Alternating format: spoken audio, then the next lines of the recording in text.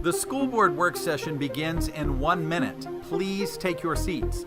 Again, the school board work session begins in 1 minute.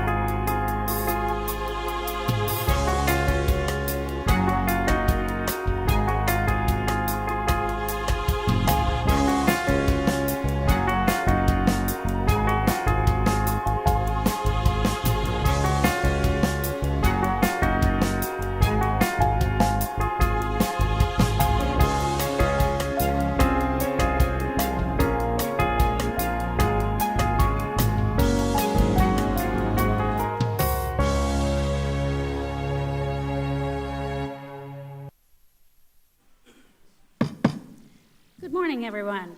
I now call the August 1st, 2024 Administrative Briefing and Work Session of the Marion County School Board to order at 9 a.m. Please silence your electronic devices to avoid disturbing others. Mirroring and modeling how our students begin each day, I ask that you please pause with us for a moment of silence. Please join me.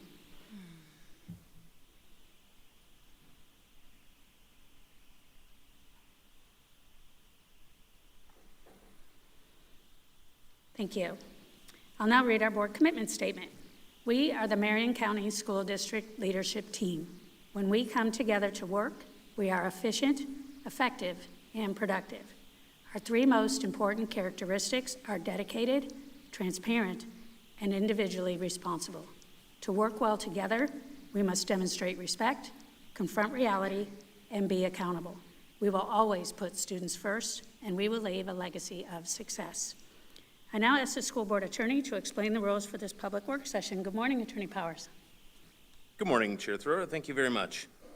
In compliance with Section 286.0114 of Florida statutes, the school board has adopted uniform procedures for public speakers who wish to speak at this morning's meeting, either regarding one of today's agenda items or a matter relating to the operations of the school district.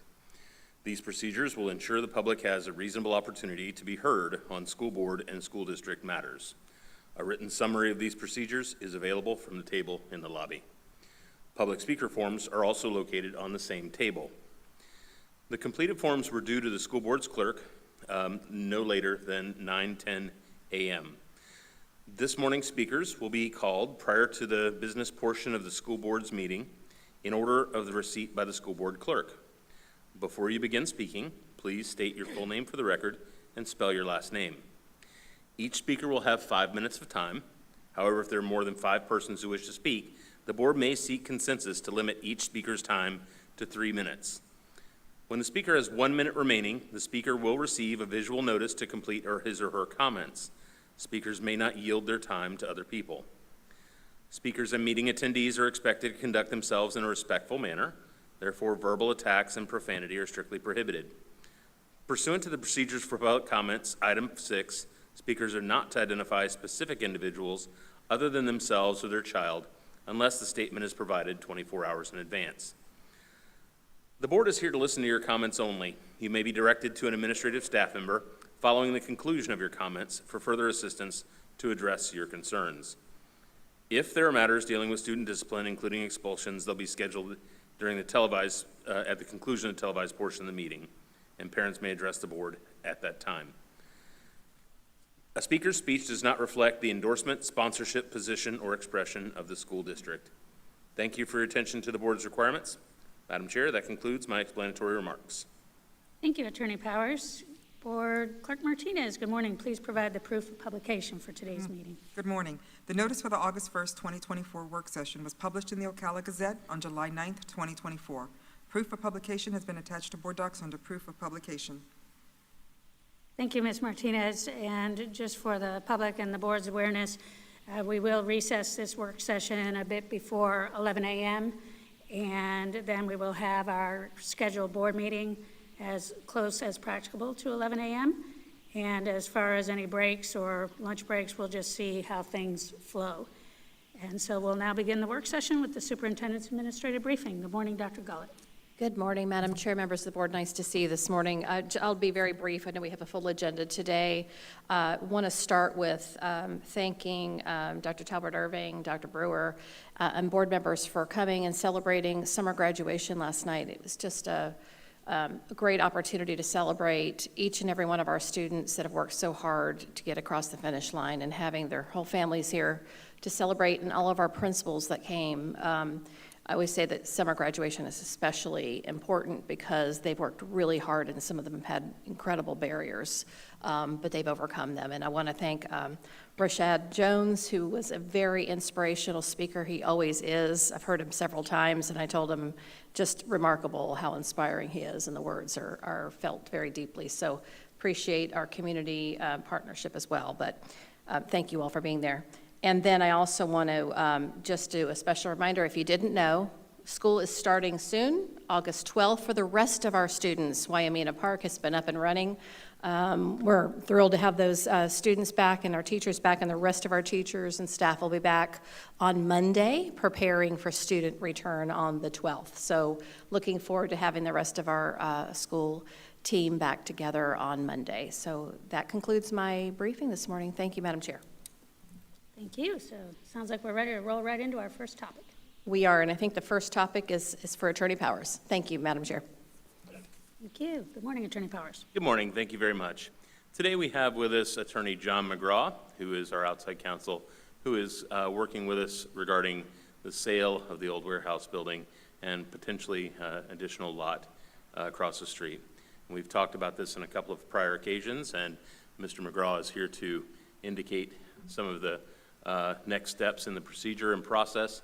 I have given each board member a copy of some relevant documents, specifically Florida statutes regarding the sale of the warehouse and sale of and disposal of property as it relates to Florida law. Mr. McGraw will fill in any blanks. He will also ask for any questions that you might have and give you some recommendations for how we proceed from here. Attorney McGraw, nice to see you again. Attorney Powers, nice to see you. Board, thank you for having me here today. I really appreciate it. As Attorney Powers stated, my name is John McGraw. M-C-G-R-A-W is the spelling of that last name. I've got my firm, McGraw, Robb & Mutarelli, in town, and we are located downtown at 35 Southeast 1st Avenue, just in the same building as the cantina is located. So if you ever need to find us, you can certainly find us there. Attorney Powers contacted me a few weeks ago and asked that I take on the representation for the board for the disposition of property pursuant to Resolution 23-10, which was adopted by the board on June 13th, 2023. As an opening and preliminary matter, we went ahead and did a title search on the properties that were affected. In doing those title searches, Attorney Powers also requested that we search more properties, additional properties, the old school board building and some of the areas around there, close to 8th Street Elementary. And so we went ahead and did a title search, and frankly, it took my searchers 3 to 4 weeks to get that completed, whereas if we were just doing the properties for the resolution, it would have taken about a week. So that was the initial delay in getting this over. And as a backdrop, we did find a title defect in one of the parcels of property that the school board owns that originated back from 1912. So a lot of the deeds were from 1912 over to the school board, and one in particular was for a lot 19, which is the southernmost property that touches Southeast 8th. And on that lot 19, what we found in our research and going through the track books is that the property was deeded by a Germain Bank to a Lily Raynor. And That was done in 1912. And then we don't see anything else from Lily Raynor from 1912 forward. We researched the tax records, and from 1913 to 1919, no tax records could be found or assessed. And then here we go in 1920, and that property that had been deeded to Lily Raynor is now being assessed in Marion County School Board as of 1920 through current. And so in order for us to cure that defect, I've spoken with Attorney Powers, we need to do a curative quiet title action. Now again, I don't think this is any cause for concern at all, but it's something that needs to be done just so that if anything's ever going to be done in the future, you don't have to deal with it then. So Attorney Powers has tapped me on the shoulder and said, please go ahead and move forward and complete what needs to be done to cure that process. So we are going to start that immediately. Moving back to Resolution 2301, which encompasses the real property of 506 Southeast 3rd, which is the warehouse, and the vacant lot directly to the south. The board has chosen by resolution to dispose of those real estate assets, and that power to do so comes from Florida Statute 1013.28. And that statute says that the Board of Trustees may dispose of any land or real property to which the board holds title, which is by resolution of the board, unnecessary for educational purposes as recommended in an educational plant survey. The district board shall take diligent measures to dispose of the educational property only in the best interest of the public. So that is your test. It's to make sure that the board is taking diligent measures to dispose of the property in the best interest of the public. That statute goes on to say that appraisals may be obtained by the district board, and that could happen prior or simultaneously with the receipt of bids. And so in looking at that chapter, we obviously have the authority, we have the power to sell these properties once they have been deemed unnecessary for educational purposes, and by Resolution 2301, we have deemed that to be the case. And so now we're looking to how do we move forward to dispose of the properties within the settings required by Florida statute. And so what I do believe, I think that this statute's pretty broad and gives us a lot of power. However, I would suggest that we do take the lead of a Florida administrative code that has purportedly been repealed, but it was section 6A-2.0010C, and it basically provided a guideline and instruction on how property can be offered once it is determined to be unnecessary for educational purposes as recommended in a plant survey. And so this regulatory guidance has been sitting out there and used, and I still think that if we follow the regulatory guidance, it is likely the best manner for us to dispose of this property and to meet the guidelines of 1013.28, which is basically to efficiently and diligently dispose of the property in the best interest of the school board or of the public. That framework on that administrative code has levels of where that property is worth. So if the property is worth or estimated in the opinion of the board to be less than $100,000, the board may dispose of that property by either public or private sale for whatever consideration the board deems to be in the best interest. So there's no requisite appraisal if it's under $100,000. You can take a direct offer from someone, and if the board votes on it and finds that it is in the best interest to sell it to a party, you certainly have the authority and the power to do so. And that is if it's under $100,000. For properties over $100,000, when in the opinion of the board, the property being sold has an estimated value in excess of $100,000, the board shall dispose of the property to public sale. So in this case, it's going to be public sale. It can't be public or private. It's going to be a public sale. And such sale shall be advertised for a minimum of once a week for 3 consecutive weeks in a newspaper having general circulation in the district. Now, whether that be the Ocala Gazette, the Voice of South Marion, that's what we would do in this scenario, is we would advertise it once a week for 3 consecutive weeks before taking bids.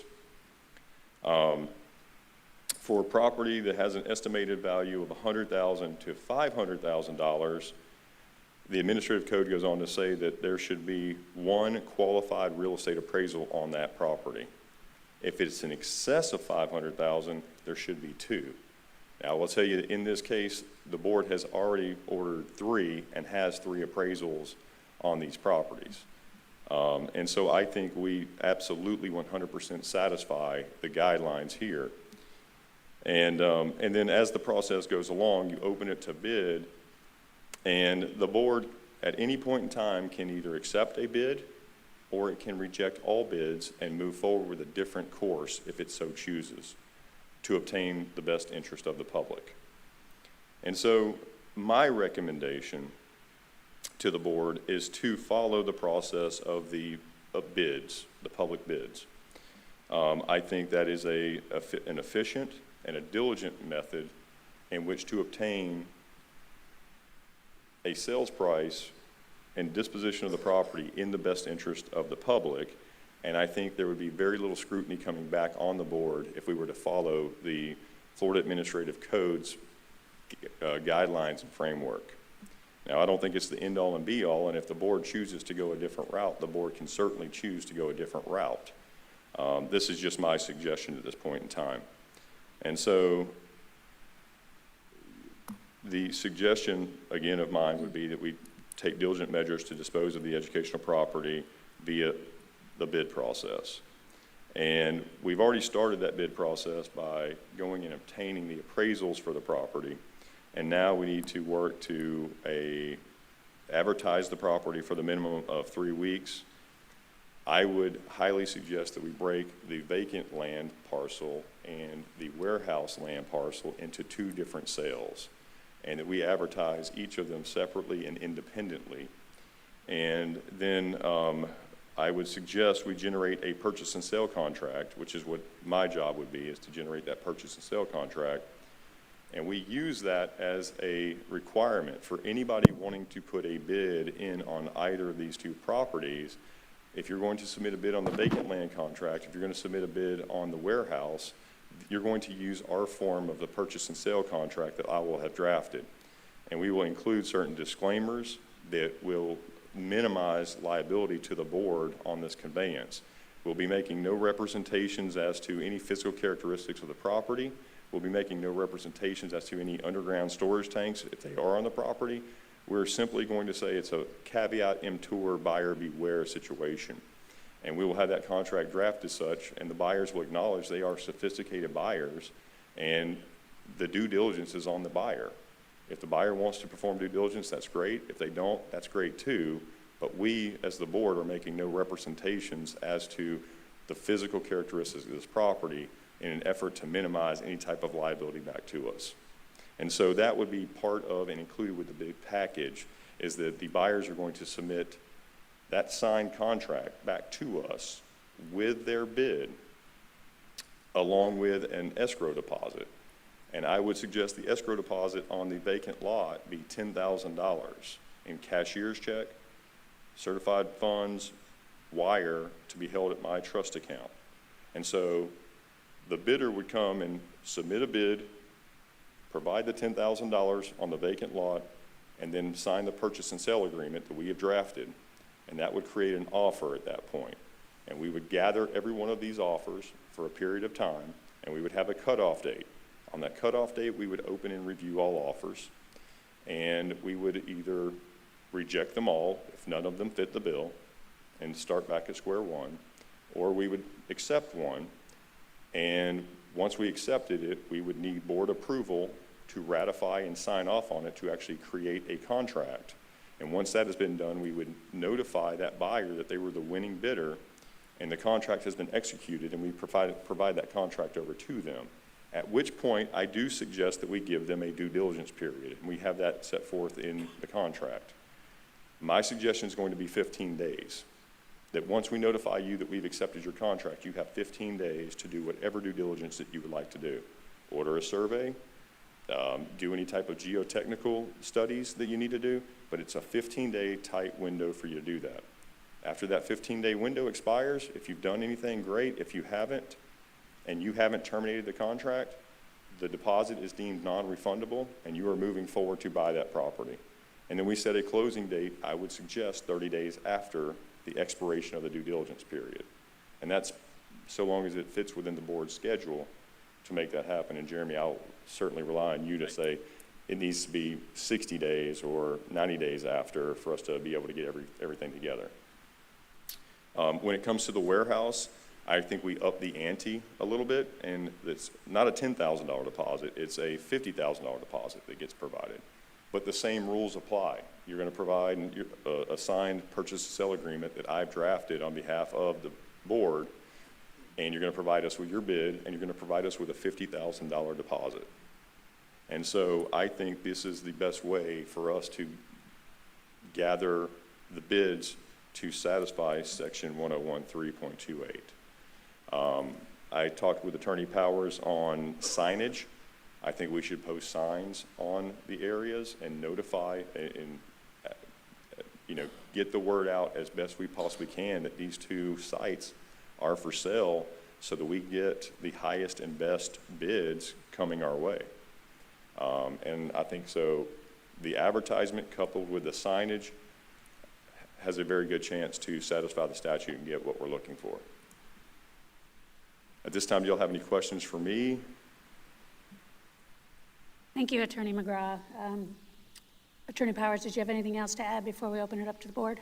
I do not. Well, actually, one thing is that one of the things that Mr. McGraw mentioned was that this process proceeds once there's a determination that the properties are no longer sufficient and adequate for school use. That's a determination that's already been made by this board at one of our prior meetings and made by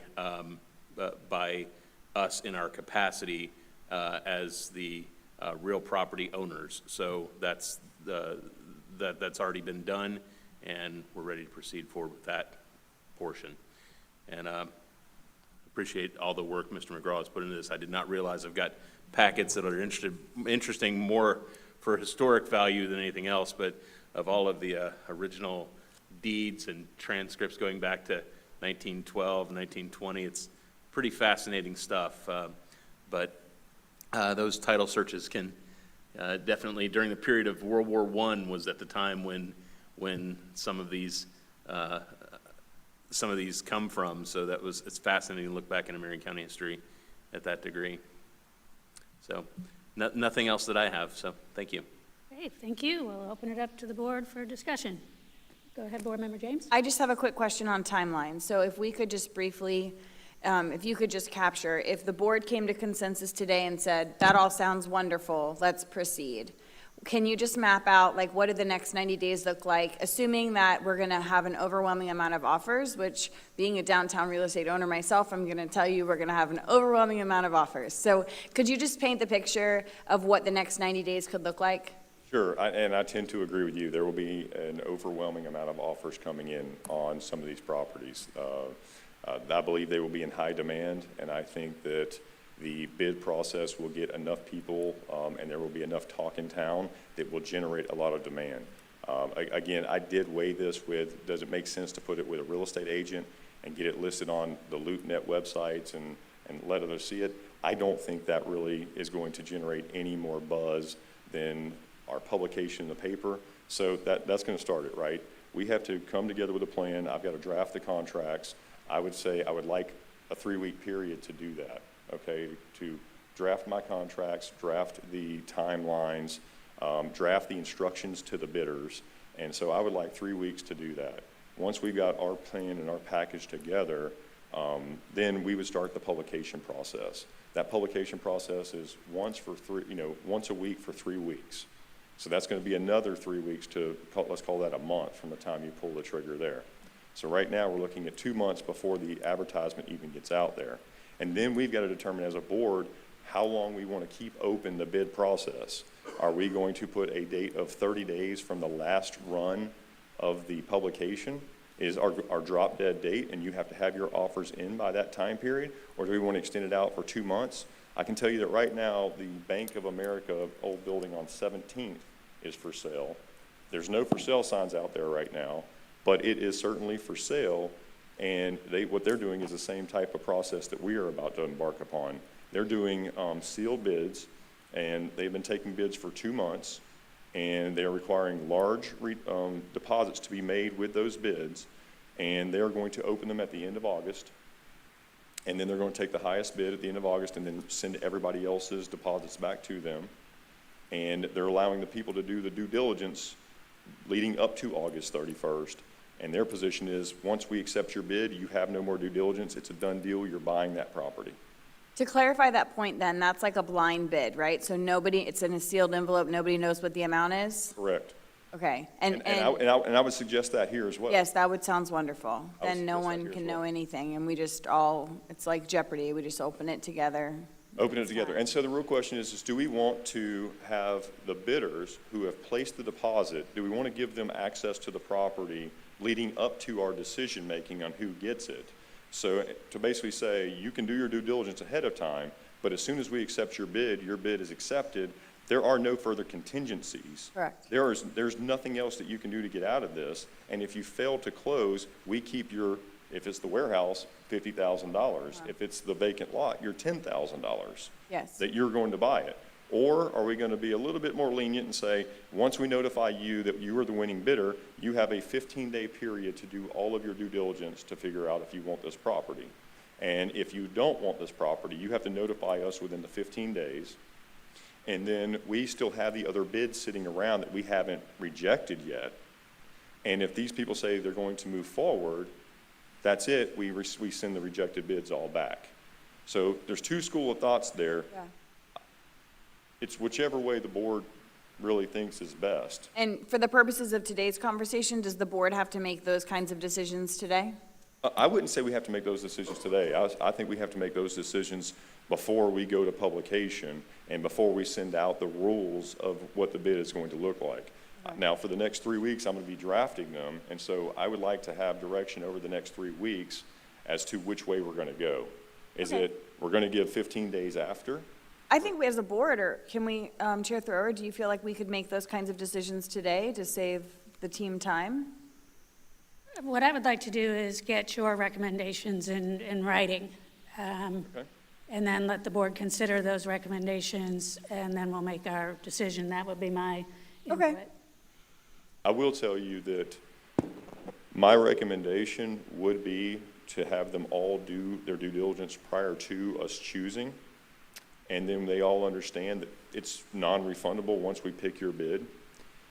The downside to that is the number of people coming on to the site and doing whatever they need to do for due diligence could get kind of maddening, right? Like, they could be stepping on each other's toes. There could be a lot of talk about what they, those types of things. If we don't allow them to step onto the property and do any due diligence until after we have the one bid that we want, that we think is the best, and one of these bids may have a zero contingency on it whatsoever. Like, if you want to make your bid strong, you come in and you say, here's my number. I don't need an inspection. I waive all inspection. There is nothing that can make me turn away here. I agree that my money is completely hard. And again, we review every one of these bids, and that bid might not be the highest bid, but it may be the one that looks strongest. And we go, this is the one we're going with. And I just don't like the idea of having a lot of people come on and do due diligence work. There's exposure for liability, right? If you've got people that are on the property poking around, somebody gets injured, who's going to be on the hook for it? There's a lot of that there. So I personally am leaning towards sealed bid with a 15-day due diligence at most, and hopefully the winning bidder will see this and be like, you know what, that is a pretty good idea. I'm going to take off all contingencies whatsoever, and I don't need an inspection period. I don't need anything. My money's hard right away, and I'm ready to close 30 days later. Right. That's what I needed to hear from you, because, cash is king, and all cash, no contingencies, fast closing.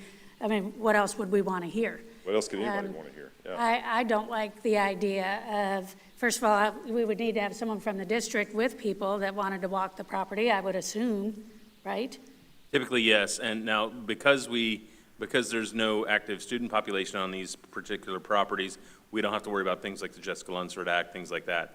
However, I completely agree with Attorney McGraw regarding the issues of liability, the issues of also people showing up at the site and we have to coordinate that with our district staff, have people out there to open things. Essentially, it's like we become the realtors that are having to show the place each time. So my preference would be, particularly since we have to reconvene the board in order to discuss issues of consensus or vote, and this doesn't require a vote, but it does require board consensus, that if the board feels comfortable, the board gives consensus for Attorney McGraw to continue forward in that direction, whether that's today or at our next work session, if he gives you additional information. But I think he's made his recommendation fairly clear, and my recommendation is that we follow that. Okay. Thank you. Did you have anything else, Board Member James? No, I agree. I think it would be, I mean, we have a work session every Thursday for the next 4 weeks, so I feel like we could put this on an agenda to revisit it if necessary, like maybe when your documents are complete 3 weeks from now, we could see it on a work session for us all to come to agreement on, and that would give us time to review it before we publish. But I would also just, because of the way the publishing deadlines are, I would like to see us, when that window is come, I would like to see us, as timely as possible, start publishing those, since we know we just have to get our ducks in a row to meet deadlines. But everything you've said works for me. I think it sounds great. I'm ready to move forward. I'm excited for the community to participate in this process and see how much we can get for this property. I think it's going to go for a pretty penny, so. Yeah, I think they both will. I think you'll do well on both of them. So that's all I got. Thank you, Board Member James. Any other discussion from the board? Board Member Sure, I was Campbell? just going to say, I basically concur with everything. Thank you for your hard work on this, because I know it's taken us a little while before we've seen you, but I know that's what we hired you for. But just the detail going back as far with the title searches and all, I think that's helpful for the community to see. Marion County Public Schools is invested in this community, and we've had a really stronghold in downtown, and we still remain to be there. And even though we are essentially divesting a couple of properties out of downtown, we're not leaving downtown anytime soon. So I concur with what has been spoken today as to your recommendation. I don't think it's a good idea to have dozens of people on a property in reviewing the property and all. If we give them that window with the due diligence after we've chosen one, then it certainly frees up our liability risk. So I would completely concur with that. And I don't need us, I mean, I agree, we could have it on the upcoming work sessions in case there are updates that we need, but the faster we can get with these, your 3 weeks and then the 3 weeks of advertising and all, looking at a November date or so for us possibly. I think one thing we would have to figure out, and possibly we can talk about that today, is if we want to accept bids for a month or 2 months. And I don't know if we want to talk about that today, but if that's something we have to decide today, if that's something also that would have to be in the ad, so. It would certainly have to be in the ad. Right. I don't know if you have to decide it today, but I would say before we do our first publication, it would need to be decided. I would tend to lean to the shorter time period to Yes. put people 30 on days. 30 days. And then also the next question would be, are we trying to get this closed before year end? Is that a big concern of the board, to get these properties out of the board's hands before, December 31st of this year? And if it is, then we need to make sure we have that known, and I've got the, authority from Jeremy and what needs to take place once we have a bid that we are going to accept, right? We have a bid we're going to accept. I'd like to put in there, we're going to be closing no later than 60 days after the effective date of the contract, which if we're doing, a month, that's 2. Set it out for, you're looking at 90 days probably for bids to come in from today. And then we would do another 30 days from there, 120, so you got 4 months. I mean, it's gonna be close. But our fiscal year runs July 1 to June 30th, so Ms. Boston Ellis is here. Maybe she could shake her head, but I don't think the December 31st deadline means anything for our books, right? Yeah. Okay. Yes, so that's not a hard stop for us. Very But- good. I mean, it'd be great to sell it as soon as possible, but, Yeah, that's why we're here. Sure. Yeah. So Chair, I think the close date doesn't matter as much as the acceptance of the bid date. So even if it takes 2 months to close, Personally, I think there's some organic conversation that happens about this and continues, honestly, even to stay in the news on up to November. I think that's going to help us in a lot of ways, that the school board is doing everything we can in a lot of ways about capital expense. These dollars go directly back into our capital. And I think that would be helpful for us to say, do your work in the month of August, run our publication in September. By October 31st, we've chosen someone. And if we have that, I mean, that's essentially constant communication about this over the course of the next 3 months. And then again, if close takes longer, I don't foresee that being a major barrier. Those are my personal thoughts. Thank you, Board Member Campbell. Vice Chair Conrad? Just thank you for your work. I'm very excited to move forward on this. It sounds like the board is in agreement on most of the things presented today, and just really an exciting time for Marion County Public Schools. So I'm just looking forward to moving ahead on this. Thank you. Thank you, Vice Chair. And for my piece of it, I really appreciate the direct and specific recommendations. That's very helpful to the public. I would like to consider keeping placeholders on our upcoming work sessions, so as we begin to get more information and to find down what we're doing, that we can continue to keep this at the forefront. We have done certificates of participation to be able to build new schools. You know, we have a half-penny sales tax on the ballot that we're asking the public to support. You know, we're doing everything we can to raise funds, you know, all to support our mission of helping every student succeed. So I agree that it is important to keep it in front of the public. I like the idea of also separating the two properties, because in my mind, you know, in the best interest of the public, that's kind of a broad statement, and it may be in the best interest of the public in a different way for the warehouse property sale as it would be for the vacant lot. You know, for example, there are private homes, you know, near the vacant lot. And as a homeowner, I would be very interested in wondering what the prospects are, what the zoning would be like, what might be going up, you know, right next door to me. And I do consider private citizens to also be of public interest. So that's where I am with that. I am very hopeful that because it is so appealing, that we will get a great all-cash offer with no contingencies and fast closing, and we'll be able to move on from this. But I also want to temper that with my concern for downtown as a whole and the citizens that have lived there for many years that are actively watching, you know, the development that is occurring down there, because it directly affects them. So, all right. If there's nothing else from the board.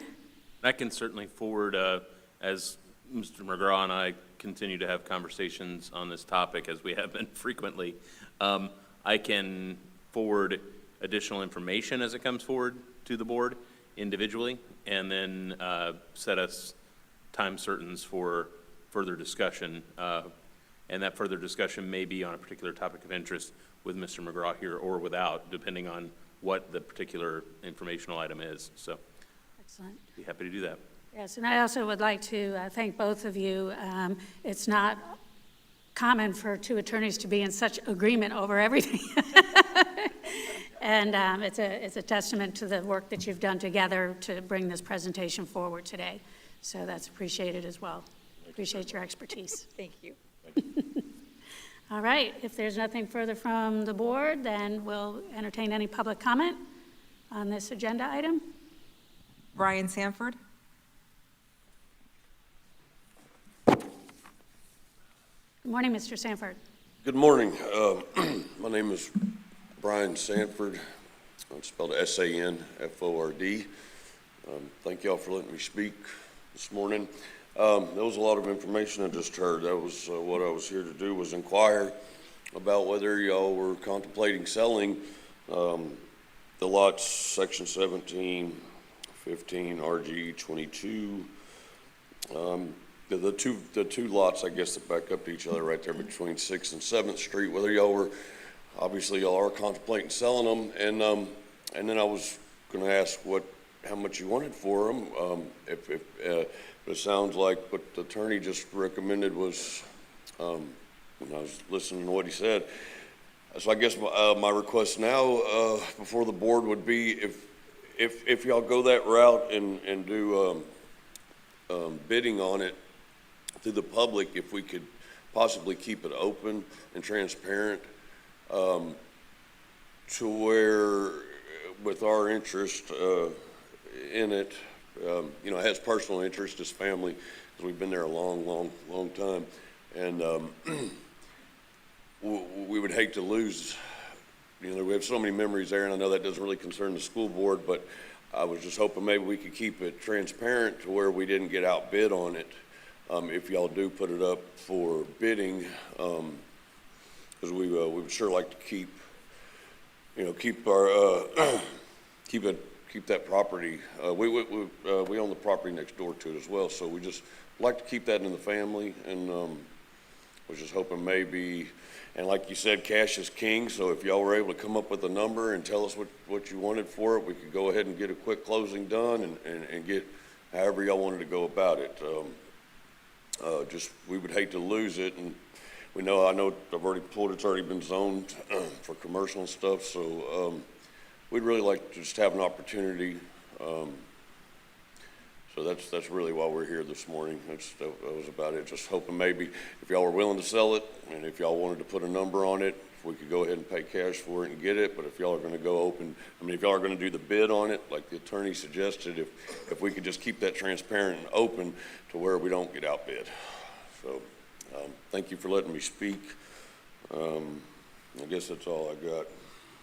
So thank y'all. Okay, thank you very much. Chair Thrower, I just had a quick remark for Mr. McGraw, if that's okay. Absolutely. Mr. McGraw? Mine? On that note, I love a good, healthy competition. So is it possible to just have the bids published on our website and let them run free and know what to bid? I mean, that would drive the price up in my mind, and I, as a servant to our taxpayer, want to make the most amount of money here so we can use it to build more schools and wings and buildings. So, I mean, is that a thing that we could do, to have a public-facing page where every bid that's come in with the $50,000 deposit gets published on a front-facing website, and then if they want to bid more, they can change their bid to bid more? I mean, sure, you can take us to an auction, much like they do at the foreclosure sale, where, you know, bid is published, and if you're in the, you know, a foreclosure that goes through Marion County Tax Sale is online with a, Yeah. you know, every time it goes up, you know. Yep. I love that idea personally. I don't know how the rest of the board feels, but let them go. If people want to just outbid each other for it, I mean, I can be convinced that that's not a good idea, but I'm not completely against it currently. So I'm not completely against it, but I do think that sometimes it can work opposite of what you think it's going to do. Okay. Right? Like if I know the highest bid is X amount of dollars, I'm only going to go $1 over that X. Sure. Right. If it's sealed and I have no idea what that X amount of dollars is, and I put a bid out there and I really want it badly, I might be willing to do 2X because I have no idea what these people are putting out there. Well, we don't even have a starting, we're not even going to have a starting number though. Is that the way I understood it? That's clear. And I also want to be clear on this as well, is that once we have all the bids, there's not a requirement that we have to take any of them. Right. Right. You can take them all off the board. So if they're all lowball, we could just If say. they're all lowball, go off, and we can do it a completely different way. We can go a Okay. completely different direction. We could, at that point, engage a real estate broker that works primarily on commercial pieces and have them list the property and enter into a contract with them to do so for 6 months and see what they can get by listing it and going through LoopNet. I think the sealed bid will likely work out in our favor. Okay. I That's really, your opinion. I really do. I appreciate that. I'm also open to an open bid process. We open the bids, we put out here what this number is going to be. Where I think that shoots you in the foot, though, is if you don't have the volume of bids that you thought you were going to have, and the high bid is X, let's say on this vacant piece of property, it's $40,000. And then I know I can pick it up for $41,000. I'm gonna buy it. I'm I'll be only right bidding behind you, Mr. $41,000. But if that bid's hid, and I got a $40,000 bid, but I have no idea, and I really want this lot pretty badly, I might put a bid in at $90,000. Okay, I appreciate that. That was the only clarifying. I wanted to hear your perspective on that. Yeah. Thank you. It's easy to get very enthusiastic about this process. Thank you, Board Member Jones. Board Member Campbell. Sure, so my follow-up to that would be, I could see this going both ways. It's similar to what you're saying. I do still believe a closed bid on the warehouse specifically makes the most sense, for sure. But on this vacant lot, I believe there might be an opportunity. It is a unique piece of property. It's not big. It's pretty small.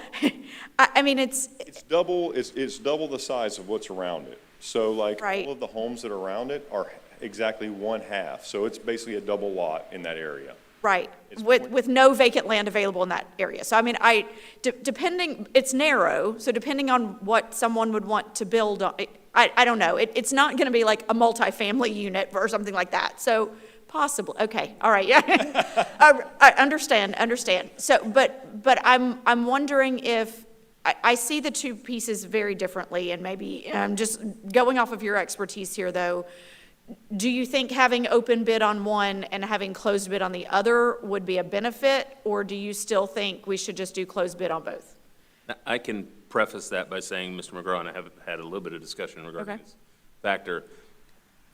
There's also a factor we need to consider, and that is that someone who's interested in the purchase of one property may also be interested in the purchase of another property, but then is going to judge whether they are going to acquire one based on their likelihood of acquiring the other. So doing them differently, again, could shoot us in the foot. We certainly can take, we do have the option of being able to take a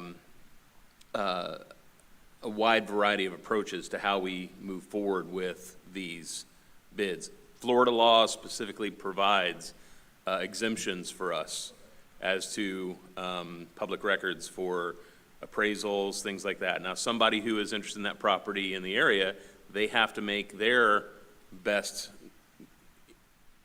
estimate of what that property is worth, and they have means of doing that. I mean, this is not a complete, crapshoot as far as being able to say, well, gee, I think it might be worth 20, I think it might be worth 90, I think it might be worth 200.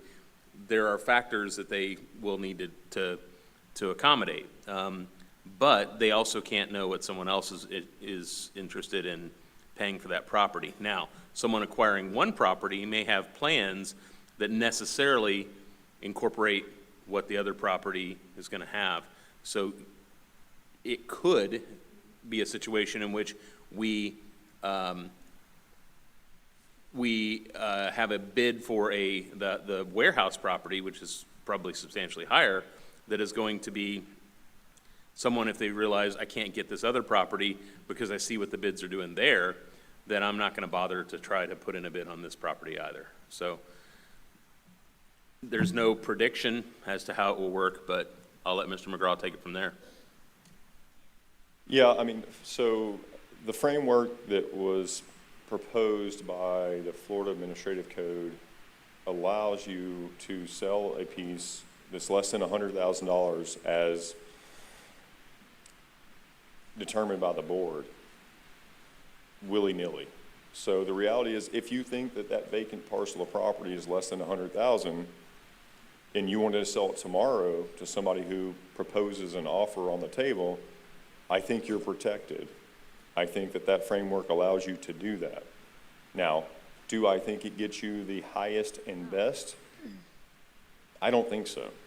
I personally don't think so, but I would tell you I think you're protected in the event that you went that route, and let's say somebody had placed an LOI on the property and said, if you go get an appraisal on this, or we'll go get an appraisal on this, and whatever that appraised value comes out at, we will pay it. I think you would be well within the statutory guidance, and have done your job. I just think that if you go through a bidding process that's closed and you do the advertisement, I think you will attract a great many more buyers and possibly end up with more money. Yes. And the additional cost that it's going to run you is negligible. Or you've got publication in the newspaper, and you've got some signage to be built that our Attorney Powers told me that he's got someone who can create the signs fairly reasonably. That's MCPS internally, we have graphics. Sure. So So you have these things, but I go back to that vacant lot. I mean, I think the vacant lot is a lot different than the warehouse building. And if, in fact, you wanted to sell that vacant lot tomorrow to anyone, and you, as a board, believed it to be under $100,000, I think you could take an offer from someone, and if you had a consensus among the board to take that offer, you could certainly do it. All right. I just don't know that would be my recommendation for trying to, to satisfy the best public interest or highest and best value to achieve, right? But that may be the best the best benefit to the public is selling it that way and not necessarily achieving the highest and best money for that parcel. I mean, they can be opposed, right? And they might not be in line with one another. So I think there's some leeway. My suggestion is going to be to handle them both in the same way, to bifurcate them, have a sale for the warehouse, have a sale for the lot, have them both sealed bids, and put direction out there of what you're going to do. And the real benefit to this is if it doesn't render, if it doesn't come up with what we thought we would see, you have no duty to take any of them. You can reject them all. Even if one's off the charts. I mean, if you order an appraisal and it says the commercial building is worth $2.8 million and somebody comes in at 3.5, but you still don't want to take it, you don't have to take it. It is very clear on that. And you could go with a different method. But I just think that looking at this from all angles, the best way is to set that up with 2 advertisings and then move forward with the blind bids and have a date certain and go from there. I think that's probably the way to go. Thank you. Attorney Powers, when will the appraised values of these properties become public record, our appraisals? Or will they? Those are exempted from public record until after the process is over. I'm not even sure that they're disclosable after the end of the process, but there are things that can be used as internal documents. So we can access our own appraisals and use those as a guide, but those are not something, I'll defer to Mr. McGraw if he knows any additional beyond that, but my reading of the statute indicates that we're not required to disclose any appraisals we do on properties whatsoever for the purpose of sale in this kind of situation. Yeah, I would defer to you on that one. I'm sorry. I believe that's the case. But I would like it to be that way as well. I don't think it behooves the board to. I had something else to say, and the reason why I asked that question is because, we're committed to being transparent about all this and what we can share and what we can't and what we should and what we shouldn't and why. If those that are very interested in this property have the ability to get their own appraisals, or there's another term for it, an informal appraisal, so to speak, to give them a guideline of what they should be offering, so to speak. So Florida law is pretty specific under Chapter 119. It does not exempt much from public record. I know, and I'm kind of surprised that this is. When there is a statutory designation that specifically permits exemption, it's typically for very good reason. Right. I understand. And so it's not treated confidentially like a social security number or something like that would be. It's not protected by FERPA like a student record would be, but it allows us to have the option to maintain it, and that option is waivable. So should we choose to, then that's a different matter. But again, the fact is that the appraisals may end up in a sealed bid process being way off the mark as well. So, the purpose of an appraisal to us or to a prospective buyer is really to sort of set a broad target. And I can tell you in any of those situations, even if you have 3 appraisals that come forward on a particular piece of property, you're going to see some wide variation. A piece of property that we would have no idea what it's worth, it could value out at $500,000 by one appraisal, $200,000 by another, and $600,000 by a third. And that's a wide variation. And those things happen, particularly when it's difficult to find comparables. We're not talking about a specific type of property that is sold every day. You know, this is a relatively unique set of circumstances. I believe I remember the date of 1912 as being relevant. Board Member James, did you have something else to add? No, I mean, it flew out of my head, so no, I don't remember now. Okay, I just wanted to make sure I got back to you. Vice Chair Conrad, did you? Good. Attorney McCraw answered my questions. Thank you. Okay. Anything else from the board at this point? Okay, so I believe that we have reached consensus to continue to move forward in this process as publicly and as transparently as also protects our interests. I mean, business is business. You know, personally, I would love the idea of, if I was that homeowner, you know, I'd want the property too. I have a lot of respect for side yard football.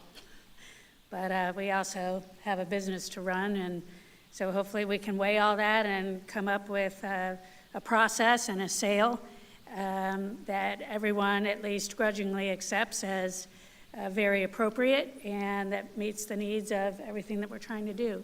So if there isn't anything else, Dr. Gullett, you good? Nothing. Thank you, Madam Chair. Okay. Sir? Yes. Would you like to reapproach? Just furthermore, thank you again. I do have the Marion County, the 2024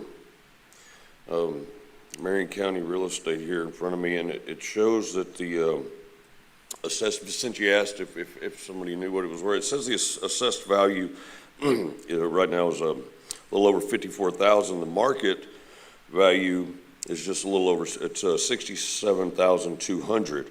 And if the board was able to vote today and be willing to take a bid, I would be willing to put a bid out there today as a cash offer of $75,000 if that was something that the board would be willing to accept. So I just wanted to answer your question that I did have the assessed in the market value, so I just wanted to. Thank you, sir. And at these work sessions, we're not able to take a formal vote. But again, I really respect your appreciation for the property, and thank you so much for coming today. All right, thank you all for having me. I appreciate it. All right, thank you. All right, there's no further public comment. We will close Any public additional comment. speakers? Were there any additional speakers? Not on this topic. Okay, thank you. Okay, all right. Thank you all. Thank you, Attorney McGraw. Talk to you soon. All right, we'll move on to our next item.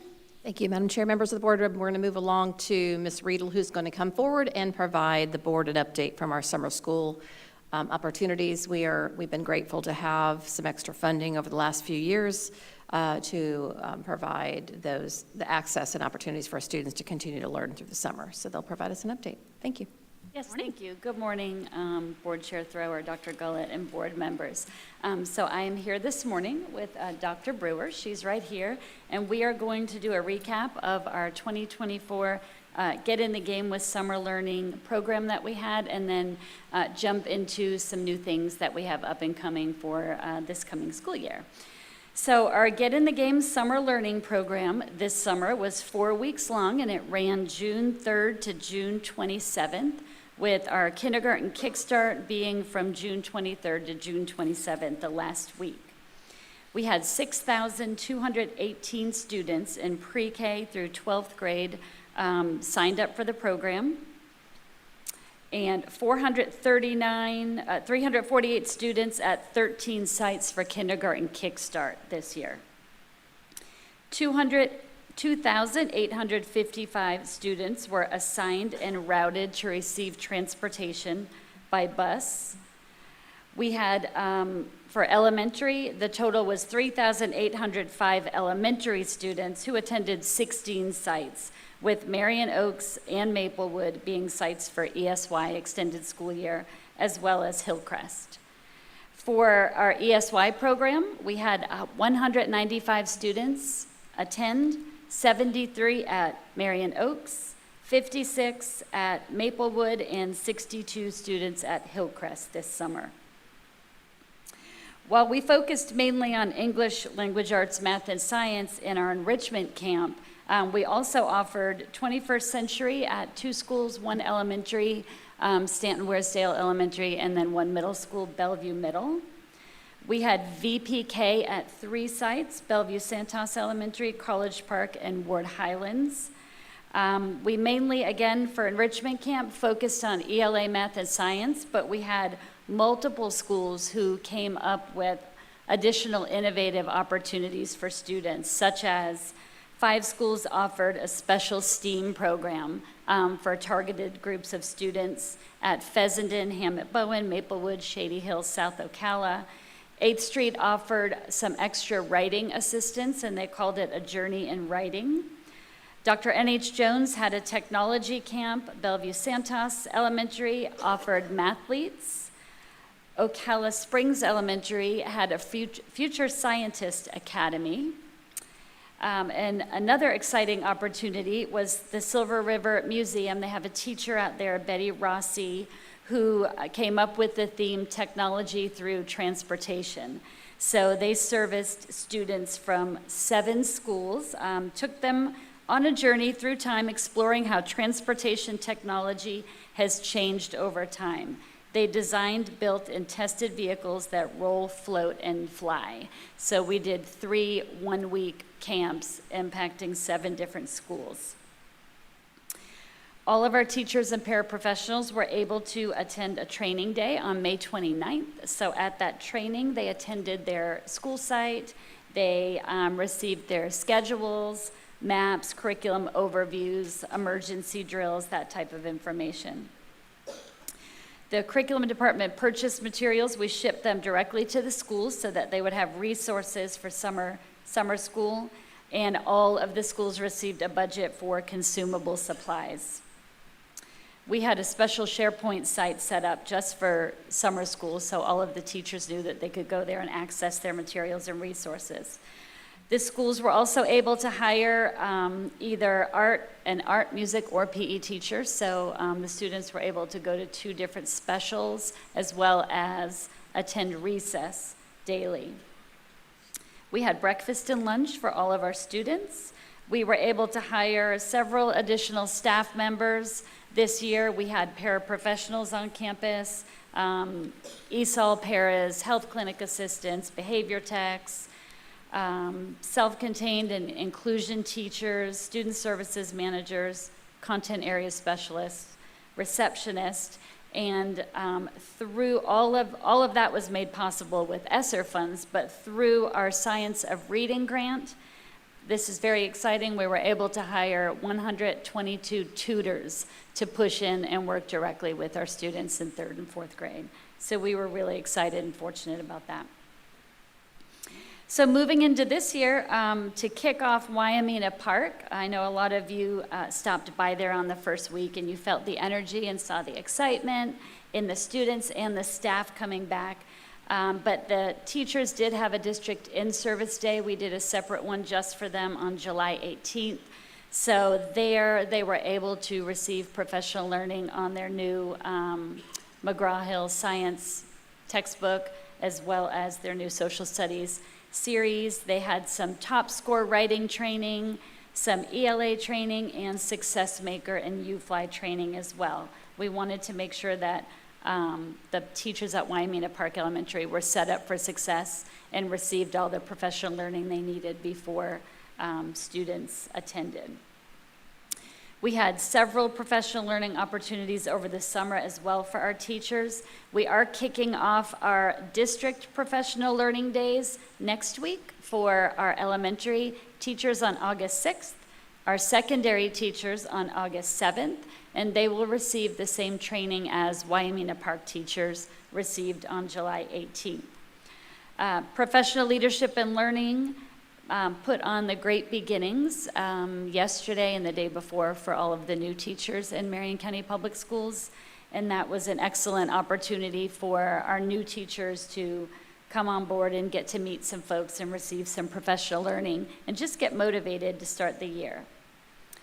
We also kicked off our administrator professional learning at the Principal Institute and the Assistant Principal Institute over the past 2 weeks.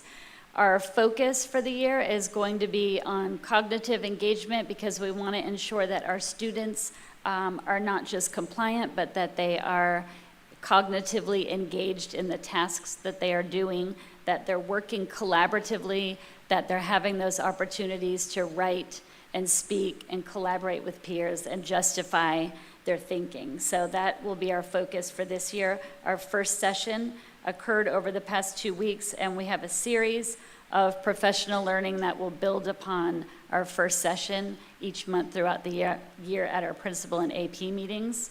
We take the same topic and content and we present that to our content area specialists as well. And then our impact teachers will get a piece of that as well, so that the message, the expectations, and their professional learning will be consistent among our school building administrators and the people who work directly with our teachers, and then our teachers who work directly with our students. We're very excited about some additional field trip opportunities this year. Silver River will continue to offer field trips for students in K through 5.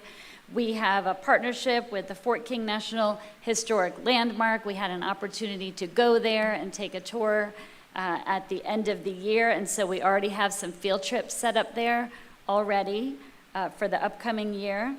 We are trying to capitalize on connecting our students with some of the things we have here locally to enhance their science and social studies concepts.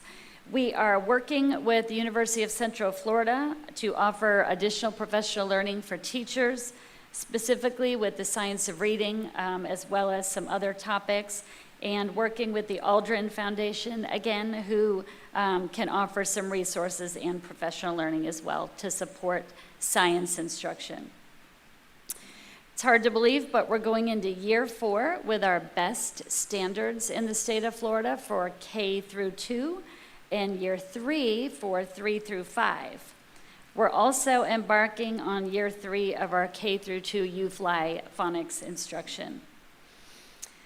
We have lots of 5th grade science lesson plans this year for our 5th grade teachers using our new science textbook. They are built into Nearpod. We have slide decks for all of our teachers. Everything is readily available.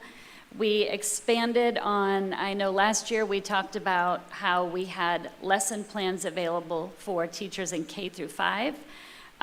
This year, we also have slide decks to go with K and 1, because we had them 2 through 5 last year, but not K and 1. So this year, all of our teachers in K through 5 will have the lesson plan and the slide decks to go along with them.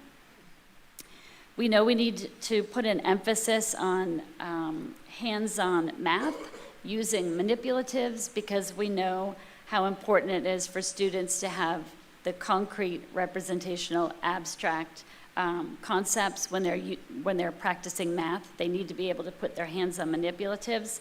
So we have a focus on that for the upcoming year. We added the photos of what manipulatives they have to have out on their slide decks. We've added some of the verbiage from the lesson plan script on the slide decks as well. So we're really trying to make it as simple as possible for teachers to have resources at their fingertips, given the fact we do have a large number of newer teachers on board. And so we want to take away that barrier of having to dig and find resources by providing those resources to them. We updated our math kickstart, so those are daily reviews that are aligned to our math benchmarks. So all grade levels will have those. We have a benchmark blitz, which is additional math practice. And we are adding CBM, you might have heard of that in the past, to curriculum-based measures, where we're offering to track progress for fluency for our students. They're just 1-minute timed readings. So we have additional resources for that, so we can track fluency in elementary. So I'm going to turn it over to Dr. Brewer so that she can share some information. Thank you, Madam Chair. If I may, thank you, Ms. Riedel. I think we move right into the two topics that are listed. So if you look at the agenda, we have summer school recap, and Ms. Riedel did such a great job. She just kept rolling right into the new year for 24-25 school year, which is the next topic. So we just let her go. So when Dr. Brewer comes up, if it's okay, board, we can continue to do that, and they're both are together. I just want to call attention to that. Both those two topics are together then with what Ms. Riedel just shared. Summer school recap was agenda item 5, and to the upcoming school year was agenda item 6. Do you want her to continue and have Dr. Brewer do the same? I actually have a couple questions about summer school. Perfect, then we'll. Okay. Yep. And if another board member has something they want to ask first, then please go ahead. Okay. Thank you, Ms. Riedel. And my question is about summer school is, with our third grade reading camps and our kids that were potentially going to be retainees and so on, what's the data on that? So we had 562 third graders attend reading camp. We had 80 students we were able to promote for cause through summer reading camp. We don't have final numbers because we're still receiving the promotion for cause sheets from our schools. The APs were out for the second half of summer school, so upon their return, they're compiling all that information and they're sending it through to our department. Okay, thank you. And within that, my concern has been that students in third grade that barely made it, and they're promoted for cause, or if they're not promoted for cause because they didn't make it, then in the past at least, sometimes students were then promoted to fourth grade second semester. It's just my vehement and strong opinion that we should not be doing that because it just doesn't make sense to me, and I'm willing to listen to the other side of the argument. But if a student barely made it and then now they've missed the first half of fourth grade, why would we promote them mid-year? I continue to believe that third grade is way too late anyway, and I realize that years ago, under probably different rules, because the rules change all the time, that you could recapture those learning gains and help boost school grade and all of that, but that's not what's in the best interest of kids. So my ask would be, and I don't know if the rest of the board will go with me on this or not, and Dr. Gullett, I welcome your thoughts, not promoting kids at the mid-year that are already struggling. I just don't think that makes any sense. And I think that if they're struggling in kindergarten and they're struggling in first grade and they're struggling in second grade, that the earlier we retain them, the better. That's just me. Okay. Do you have a number for how many kids we do that for? I didn't know whether you did. For last year, I would have to check and get back with you. We do have a mid-year promotion option that's outlined in the student progression plan, and it happens fairly early in the year.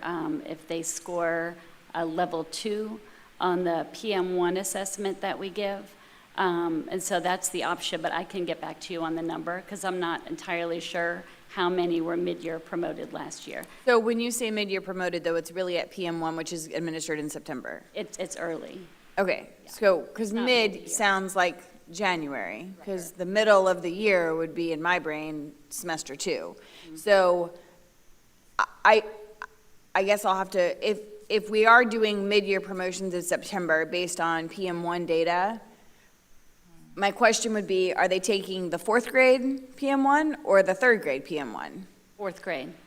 So those third grade students would take the fourth grade PM1 and score a level 2, but they would be sitting in a third grade classroom.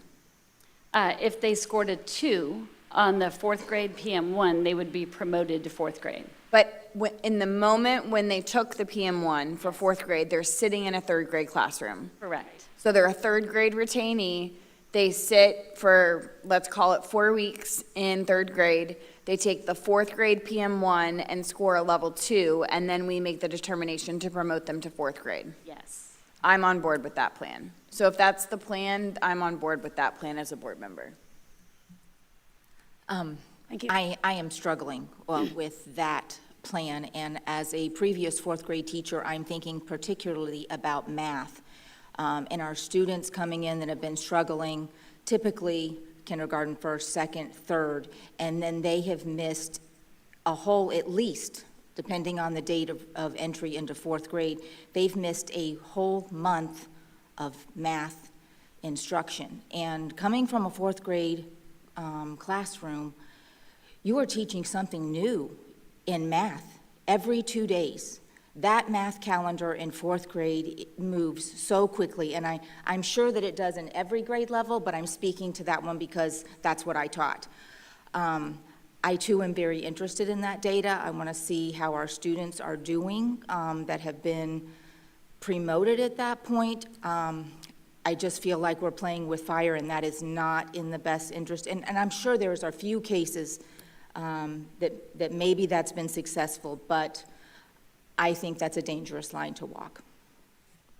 Thank you, Vice Chair Conrad. And if we're not doing mid-year promotions anymore, AKA in January, then that is music to my ears. But based on what Vice Chair Conrad shared, you know, my concern continues. It needs to be very individualized, in my opinion. But it also speaks back to capturing these kids earlier. You know, we had student board members sitting up here saying that they had plenty of friends in high school that were still really struggling academically. They missed a ton of skills somehow, some way. So we just, my best interest is in stemming that tide. Sure, thank you. So in hearing the comments from fellow board members, I am going to struggle with promoting even after a level 2, predominantly because certainly we don't want a third grader who's bored. But if you've been a third grader who's struggling, what if the next time you're in third grade, you actually get a 4 or a 5? Then that means you're going to be super successful, not still a little bit struggling, but you have now mastered those skills, not just reached them, but you have mastered them. And so there is value in ensuring that as many students as possible are not just barely scraping by, but that they are excelling far beyond what they would. And if another year in the grade level allows them to reach that potential, that's the direction that I would be in favor of. Thank you, Board Member Campbell. And it does kind of dovetail with the board's initiative to tighten up our kindergarten compulsory education that we're working with our local representative on at the state level. You know, I have so much admiration for what Dr. Gullett and the team have done with the kindergarten readiness and getting the pre-K, you know, going. That's filtering up. You know, we've already gone from rock bottom to solidly in the middle for kindergarten readiness, and that is commendable. That's exactly what we want. So Dr. Gullett, I'm really interested to hear your thoughts, and this is just something that I'm very passionate about. Certainly, and appreciate that, Madam Chair, and the board members and all of your comments. I would say that this is a perfect illustration of it's a child-by-child decision. My past experience, and I know what our teams are doing really hard, is there are maybe different reasons why a child did not score the way they did. And one example potentially is they missed a portion of the year. They missed a portion of that in attendance due to illness. And so by mitigating that gap with specific skills and standards and benchmarks, we're able to then accelerate their pace. So I think my caution always is, I'm sorry, I wish that Saharan dust would leave us. My caution is in having a blanket statement, because if we're really serious about helping every child succeed and accelerating them and having them in a position where they're thriving, then we have to take this child by child.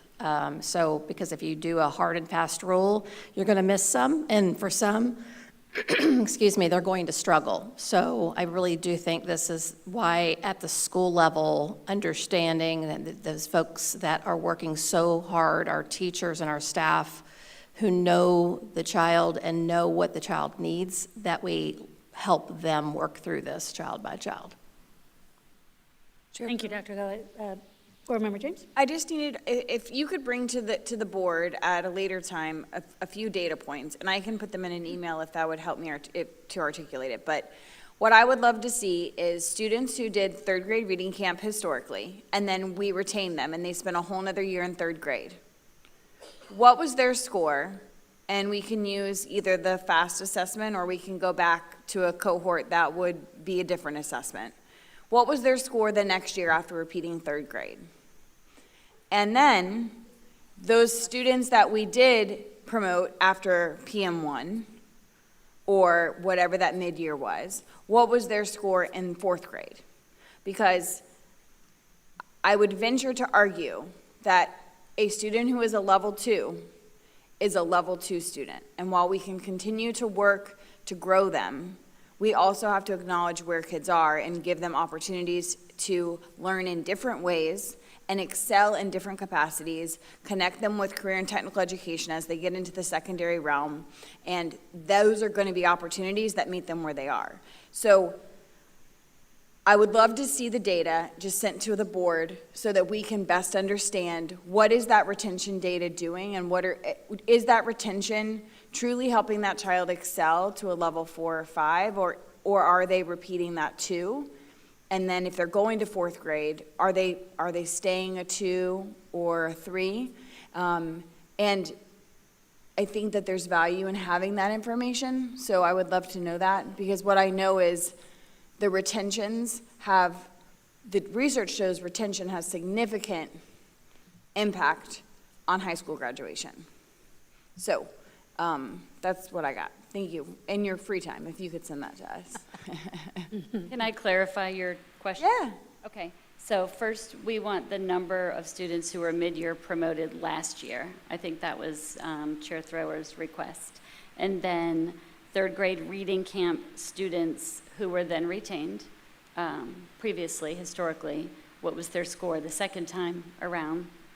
And then students who were mid-year promoted, what was the result? What was their score? Yeah. How did they grade. do in 4th grade? Okay. Okay. Thank you. Vice Chair Comer? Yes. Okay, thank you, Dr. Gullert, for some clarifying points on when this is used. Real quick, I want to just backtrack. Ms. Riedel, thank you. There were so many great things that you shared, and I jumped in on the comment because that was something I was unaware of, but I just want to be sure to thank you. I have a list here of great things that were going on this summer, and so thank you and your team for the work that you did. Back to 3rd grade reading, I guess my struggle still is if a student has continued to struggle in 3rd grade, and then they're missing the beginning of the year instruction. Also, what kind of impact does that have on the classroom that they're jumping into, and how does that teacher then continue to teach the standards that start in October, but also have time to go back and teach a month's worth of standards? Because also we know that those math skills are cyclical. You know, they build upon each other. So if you miss the whole first month of school, where does that leave you when you jump in with math or reading at that point? So other board members have asked great questions for data points, but I'd also like, and I don't know that you'll have a specific number or something to give me, but just an overview of how do teachers manage that when a student comes into their classroom late and they really have double the amount of curriculum to cover with a student that has already been struggling. And so what does that look like so that we're helping them succeed? Yeah, and so in reading, so all of the skills in reading are recursive, so they're going to come back around again and again and again. Sometimes they show up as the main benchmark, and sometimes they show up as a supportive benchmark. But we are pushing teachers to accelerate learning. So as they're teaching the main benchmark or the target benchmark, we want them to continue to review those supporting benchmarks as they go and provide that scaffolding for students so they can meet the expectation of the benchmark. They are pulling small groups all the time. So small group opportunity is sometimes the time to review the current benchmark. It's sometimes the opportunity to do additional scaffolding and remediation. So it's not a one and done in reading. I think it's a little bit easier in reading than it is in math because those benchmarks come up weekly when they're reading text. It's the same ones over and over. Aside from the small group remediation in the 90-minute reading block, students also have that intervention time where they go and they get those foundational skills that they may have missed. So they are covering those benchmarks over and over. To your point in math, it's a little bit trickier because, like you said, maybe they're jumping in a few weeks in and they covered benchmarks. However, it's kind of the same concept. The teachers are going to target specific students, and it's going to be different every day because those groups are fluid. They're going to pull them back into small group. Could be with the teacher, could be with a para, could be with a support facilitator, and they're going to go over those benchmarks. We start out the year, and the benchmarks build on each other. So if I'm a fourth grader, I've already had those benchmarks in third grade, but maybe at a different level. They're a little bit more challenging in fourth grade. Kind of the same for third in math. We're building on those skills that they had in third grade. We also build in time at the end of each 9 weeks in math to kind of review any of those benchmarks that students missed. So those are built in throughout the year. And then at the end of the year, we have several weeks that they are reviewing before the test anything they may have missed. So there are those opportunities within the reading block, the math block, the intervention block, at the end of the 9 weeks, at the end of the year. So those are built into our maps throughout. Okay, I appreciate that. I just, you know, and I know that the standards are reviewed cyclically. It's just those are the exact students that need to hear it multiple times if they're missing it on the first time. And although there is some, I'll call it a cushion, you know, that's listed on the calendar, by the time we have hurricane days and makeup days and all the things that unfortunately happen to us sometimes in Florida, there is not, in my experience, a lot of wiggle room, particularly in the math, with the math calendar. I do agree it's a little easier to incorporate standards that you've previously covered in reading. They just, there's so many things you can cover when you're reading a text, you know, it just applies itself easier. So thank you for all your explanation. I do feel like we may have some room to grow there, but I do appreciate all the work that you're doing in helping our students succeed, so thank you. Thank you, Vice Chair. Board Member Campbell. Thank you. Not to belabor the point, and it's not really a question for you, it's just a comment. There was a statement made just a few moments ago that a level 2 student is always a level 2 student. And I just cannot sit idly by and let that statement just ring out in the airwaves. If that was fact, then learning gains would not be a metric that we were tracking and that the state acknowledged as a part of our school and district grade. Additionally, it negates all the hard work that our teachers do every single day. And I am completely of the belief that a level 1 student can eventually become a level 5 student because we put in hard work every day and put resources behind that work to ensure that every student can succeed, and that success looks different for different students. I understand that. But to say that an elementary school student scoring a level 2 will always be a level 2 student, I just can't accept that. So, thank you. Thank you, Board Member Campbell. And again, I certainly want to amplify the tremendous work that went into summer school and all of the support that our kids are getting. And I continue to believe that third grade is just too late, you know, in most respects. And I believe I did clarify from the very beginning that it needs to be an individualized decision. You know, through the years, I've seen pressure, you know, to move kids along because there's, you know, some data that it hurts kids' self-esteem, I guess, you know, to be retained. Well, I would think it would also destroy. It's one thing to hurt a kid's self-esteem, but it's another thing to destroy it by continuing to move them along when they simply are not ready. And as far as data points are concerned, our highest performing districts, such as St. Johns County, you know, perennially high performing districts, their retention rates overall have been much higher than ours through the years. And yet they are steadily successful. And to me, it's just about admitting very early that there is a gap and addressing it sooner than later. And that does nothing to negate the hard work that is being put in. I just think it's an awareness issue and something for us to address candidly as a board and as a district, you know. I had a level 2 kid, and guess what? He became a level 4 and earned a lot of points for Ward Highland Elementary School. Then I think he did it again at Howard, as a matter of fact, in algebra. So thank you for that. Yes, we kind of melded one topic into another, but it was definitely important and worthy conversation. So with that, I think we are ready to continue. I have one other question. Oh, one other question. One other question. I'm sorry, Ms. Riedel. I was very excited to see and hear that we're visiting the Fort King Historic Site. Are there any plans for our students to visit our Veterans Park? Yes. Fantastic. Yes, we put that out as well. All right, thank you so much. And if I may, we just have a phenomenal resource right here in Marion County for our students. Thank you, Vice Chair. So, Madam Chair, would you like, and Board, would you like Dr. Brewer to do the whole thing, or just stick with summer school and pause? We have to take public comment after summer school. Correct, because there are two different items. Would you like her just to do summer, pause, and then she can move on? Okay, thank you, Dr. Brewer. Good morning. I have a few highlights that I'd like to share for our secondary summer school. Our summer school lasted 7 weeks this year, and it took place from June 3rd to July 18th. And during that time, we had 1,672 students that attended our high school offerings, which is really good.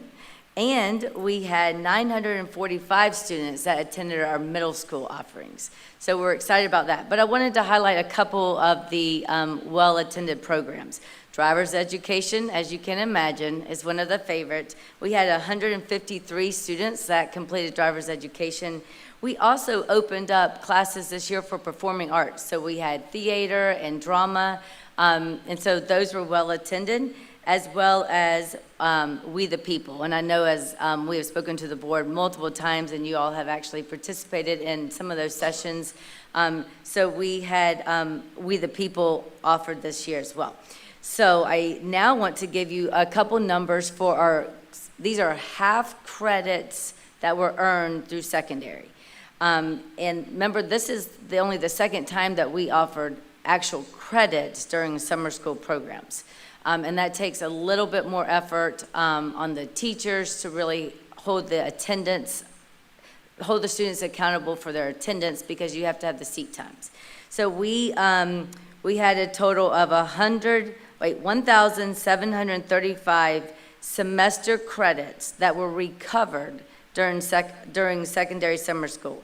578 of those were math credits, and 465 were language arts credits that were recovered. So we're really pleased with those numbers, and all of the school staff.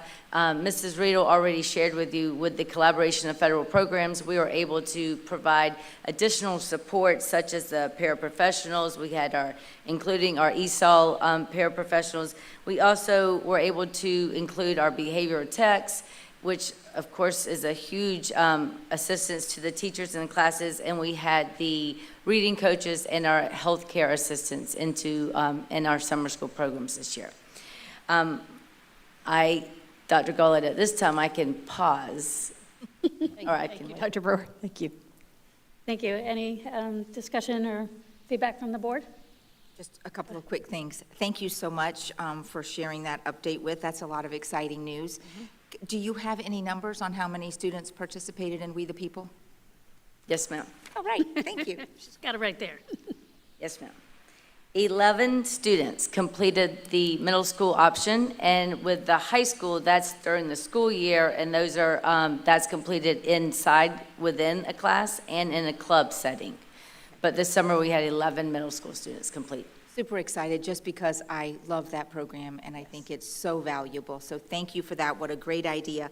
I do have a question which you may not have an answer for yet, but I'm just thinking about, we did a lot of this with ESSER dollars, mm-hmm. and all of the great opportunities that have been listed.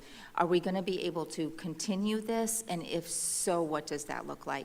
Yes, Dr. Talbot Irving has assured us, and we are going to continue this path. We are working collaboratively with federal programs, to make sure, so Dr. Varner's department, to make sure that we're able to maintain or sustain the programs that we were able to offer this year, because we did see such great student success.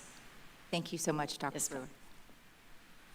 Thank you, and that's music to my ears too, Dr. Gullett. Thank you for your vision in looking at reallocation of federal funding to be able to continue to support these programs. And I'm really excited about the continuing of driver's ed.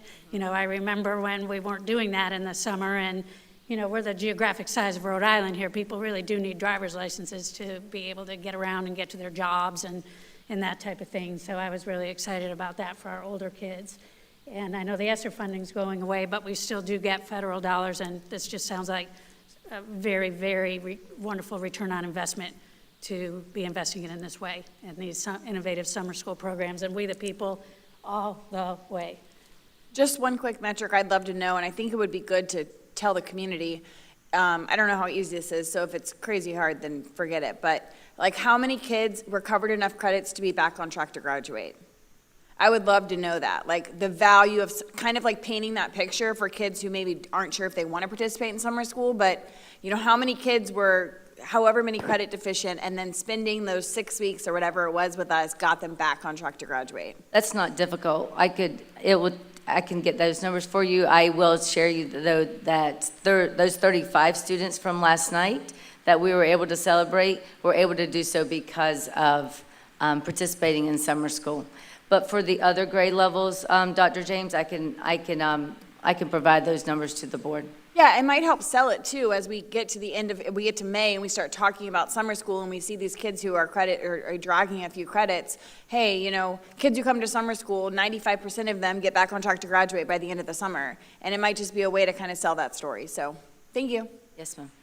Yes. Dr. James, that's Yeah, I agree, Board Member James, and that would be a fun promotion to do, you know, capture those credits and get back on track. That would really be a fun promotion. Okay, anything else? Chair Thrower, if I may, I also wanted to say for the board's interest that, as you are aware, because you were in attendance, our truancy program, I want to put special thanks to Dr. Brewer and her staff, and to Ms. Riedel for having done everything they can to ensure that our students that were in truancy court were enrolled, even if they didn't meet every deadline they needed to. We got them there and we got spaces for them. And as we know, that population of people who end up in truancy court tend to be reluctant or sometimes just flat out resistant to getting their students there when they need to be. And we made sure that we made it happen, and that did take quite a bit of legal wrangling and trying to help to make sure that we had spaces available where they were, and staff helped that operate very, very smoothly. As a result, nearly all of the students that are over the summer being monitored through our truancy court were also enrolled in summer school, and for many of them, that period of time in summer school represented nearly half of all of the time that they had in the previous school year from truancy, because of frequent truancy. I mean, in some cases, we had students who had missed vast numbers of days, and summer school really was a quick refresher for a number of items they had missed and helped them get into transition between elementary and middle, or in some cases between one grade and the next. And I know that Judge King would agree with me because we've discussed this in court. I think Ms. Thurr would definitely agree with me. This is something that has made a definite impact. The summer school programs have made a definite impact on the lives of students who are in truancy court, who through many times no fault of their own were not exposed to the educational opportunities that we expect from all of our students. So thank you, because wherever we can clear roadblocks and make those things happen, it's awesome to do so. And we saw that in action. And we've got all of those students who are enrolled in those programs have also been indicated that we've got truancy court. Their next hearings are in the second week of enrollment, and that they're going to be expected to have attended every single day coming back. So we want them to get that good and fresh start. So each of them seem to be committed to doing it, and we're gonna continue to work in that direction. So thank you very, for very sharing. much. That's absolutely, thank you, Attorney Powers. It's just another example of the great work that's going on and the commitment. And I remember being in court that day when Judge King was saying, well, we'll be seeing you in summer school, and the looks on the kids' faces and the families too. It's like, oh, this guy means business. And then stepping up, your department to find room for these kids to attend. And not only to find room, but to welcome them and be like, hey, here's, a new opportunity. Let's go ahead and knock this out and be in a better position to not be a 2. So thank you for that. Yeah, thank you, Attorney Powers. All right, anything else? Great, public comment? All right, is there any public comment on our summer school recap? All right, seeing none, I think we have time. Yes, we have time to finish up with our school year kickoff, and then we'll look at where we are. We'll be moving into our school board meeting at 11 a.m. Okay. So Dr. Brewer, go ahead. Keep going. Okay, just a few exciting things I have to share about our secondary curriculum team and what they have been able to accomplish for the 24-25 school year with the help of our own teachers at the different schools. So we were able to hire teachers from almost every school in the secondary area to participate and even facilitate the writing of curriculum for this school year. And that speaks volumes to the commitment of all of our teachers. So they were able to review the curriculum resources and then make adjustments, and some were completely recreated. So I'd like to give you a couple numbers, what that really means. We had 15 math alone curriculum maps that were reconstructed and enhanced for the 24-25 school year. So that was a huge undertaking led by Dr. Tiffany Drummond and our teachers that took time out of their summer to make that project happen. We also had 8 English language arts curriculum maps that were adjusted for the 24-25 school year, and 6 reading curriculum maps. We have grades 6 and 9 lesson plans for the first time ever for the 24-25 school year. We also have new Algebra 1, Algebra 1B, and geometry lesson plans for secondary mathematics. We have new lesson plans for civics and U.S. history, so the tested subjects for social studies. And as you know, we have new textbooks for science, which we're excited about. And we have new textbooks for our accelerated mathematics courses. And then we will continue to support teachers with the use of the resources such as ALEX, which is the online support, PENDA Learning for Science, which works hand in hand with the science, with the teachers that are also doing the hands-on experiments in the classroom. And we have our PACBAC, which you all just approved, which is our supplemental resource to assist the students in writing. Madam Chair, if I may, Dr. Brewer, for those watching who may not know, can you explain what a map is? Because a map could literally mean something very different than I know what you intend. Thank you. Thank you for that question. Curriculum maps are referred, we refer to curriculum resources as curriculum maps. And what that provides the teacher is the scope and sequence of what is expected to be taught for that particular school year. And what a map does is walk the teachers through what each unit should look like. And in that map, we then link the state benchmarks to that resource. And so at an ease of a button, the teacher can quickly go into the actual CPOMs, which is the state resource bank for our benchmarks, and they can also then on the same page see what our expectation is for that particular unit. So that's what a curriculum map is. Thank you. Good point. Thank you. Any questions from the board? Chair. Yes. Mine isn't a question, it's just a comment. I know that when people ask, and I've received the question a lot lately, how are we going to continue to increase our scores? How are we going to continue?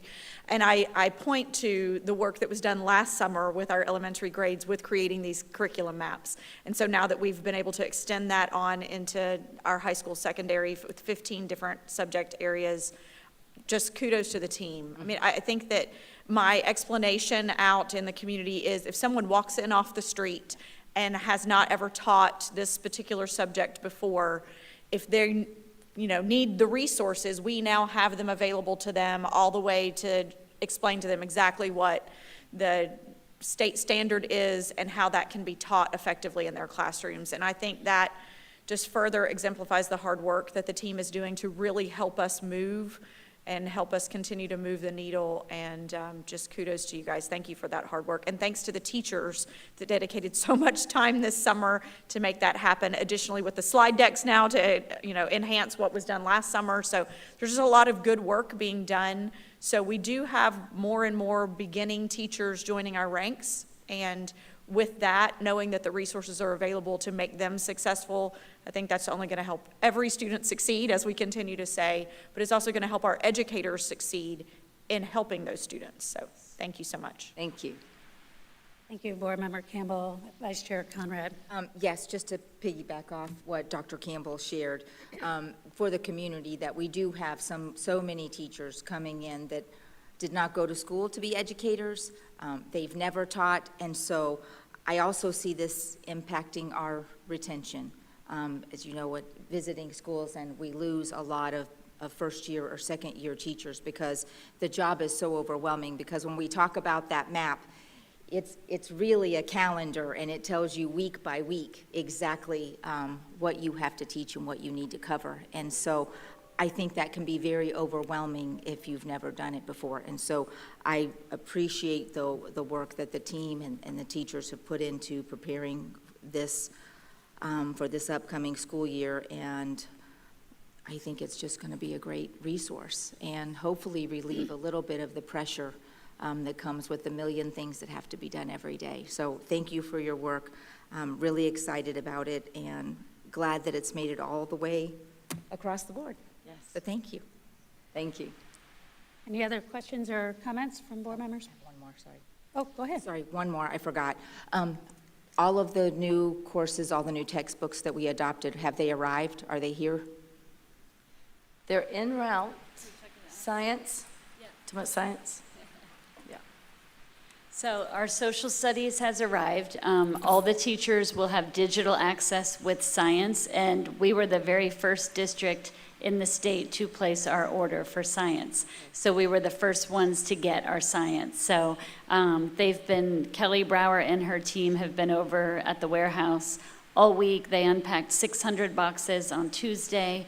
And the same day they unpacked, schools were calling saying, thank you, we received our books. So the science is coming in and they're getting it out. We're barcoding here and then getting it out to schools as quickly as possible. So every teacher will have access in some form, digital for absolute certainty, and they will, most of them have their textbooks, if not all, as well.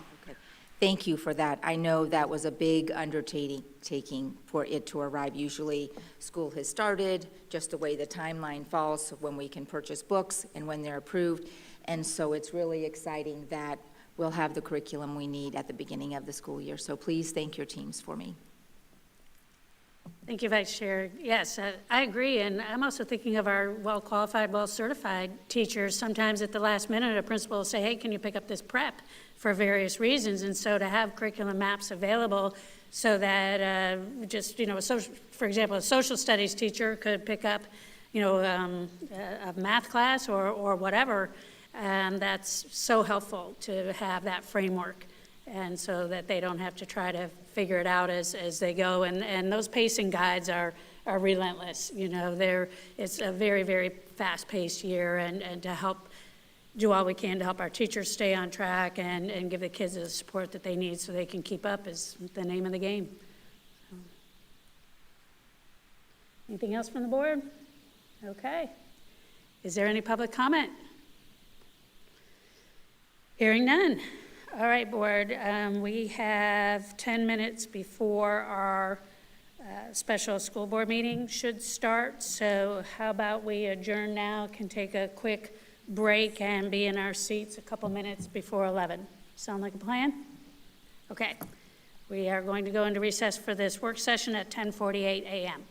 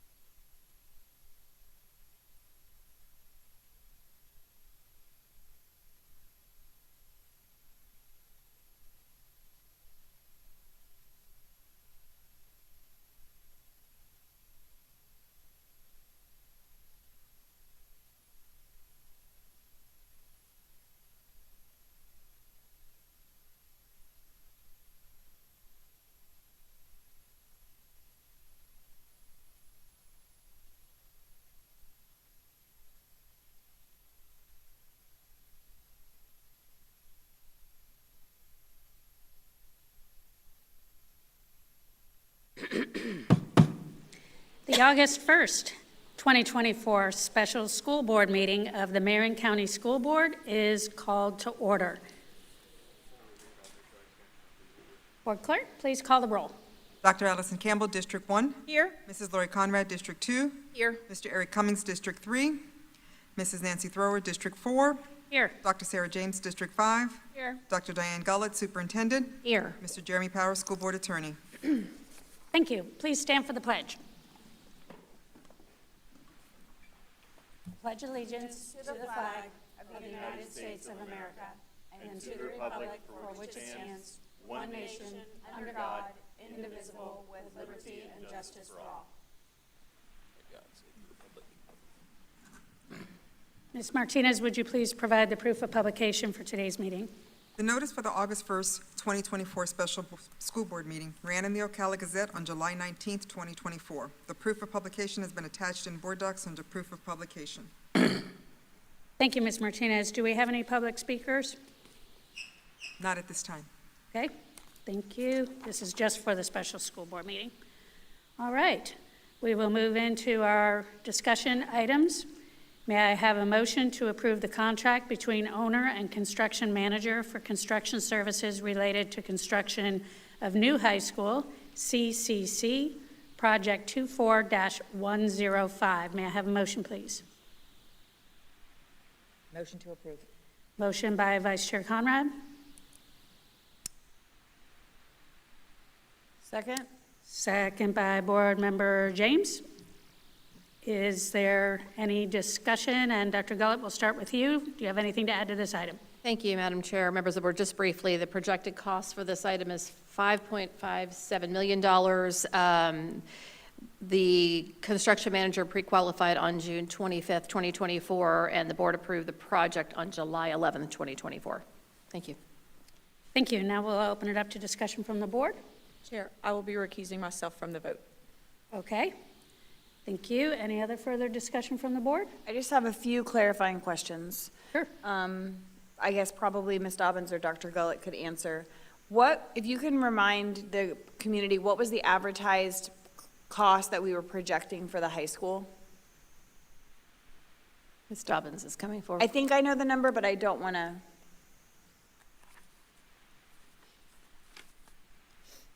Good morning. In the certificate of participation, it's $133 million.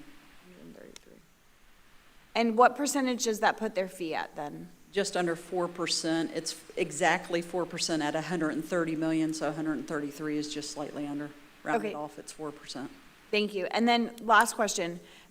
I know we chose a contractor who's previously, I think, 6 times built this school, and so the pre-construction fee is pretty typical, based on my understanding, for this size of a project, but having used a construction company that's done it before, I know we had conversation around it costing less money because they've done it so many times. Can you just expand why the fee is, the $375 is where it's at, considering they have, I'm assuming they have the plans and they have all of those pieces, so why is that fee where it's at? So even though they have the plan, our plan is unique to Marion County in the sense of our programming changes that design, other factors change that design. That fee is for us to get the 3 different GMPs and other pre-construction work. Okay, thank you. Any other discussion from the board? All right, hearing none. Good thing we have a quorum. All right, all those in favor say aye.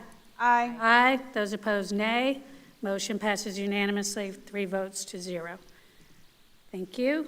All right, moving on to our last item, D5.2. May I have a motion to approve the revised school start-stop times for the 2024-2025 school year? Motion.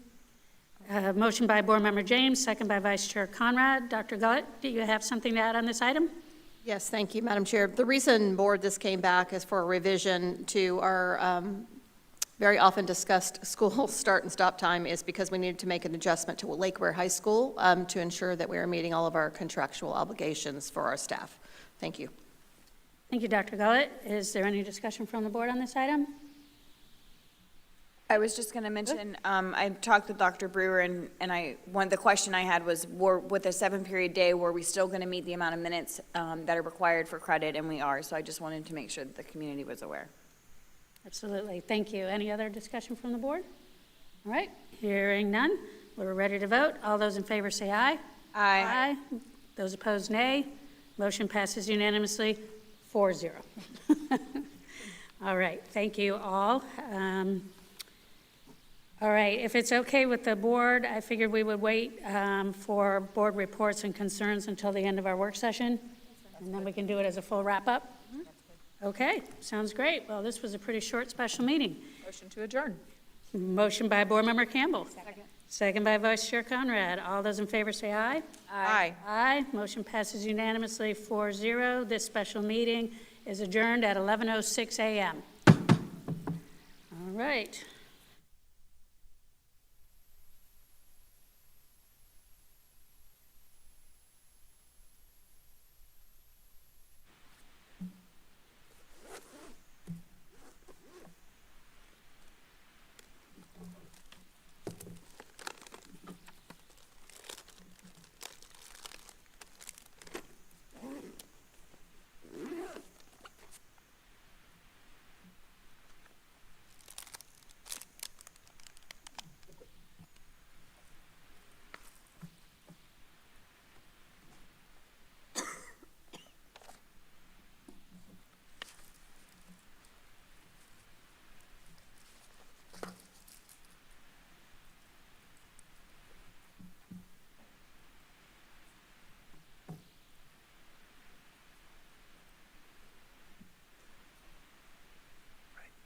I'm ready. Okay. All right, everybody else ready? All right. We are reconvening our work session at 11:07 a.m. And Dr. Gott, would you please introduce our next topic? Certainly happy to do so. Thank you, Madam Chair, members of the board. Dr. Hemberg is going to kick us off for this next topic with a presentation on the alternative learning program and opportunities for the upcoming year. Thank you. Thank you, Dr. Gott. Good morning, Dr. Hemberg.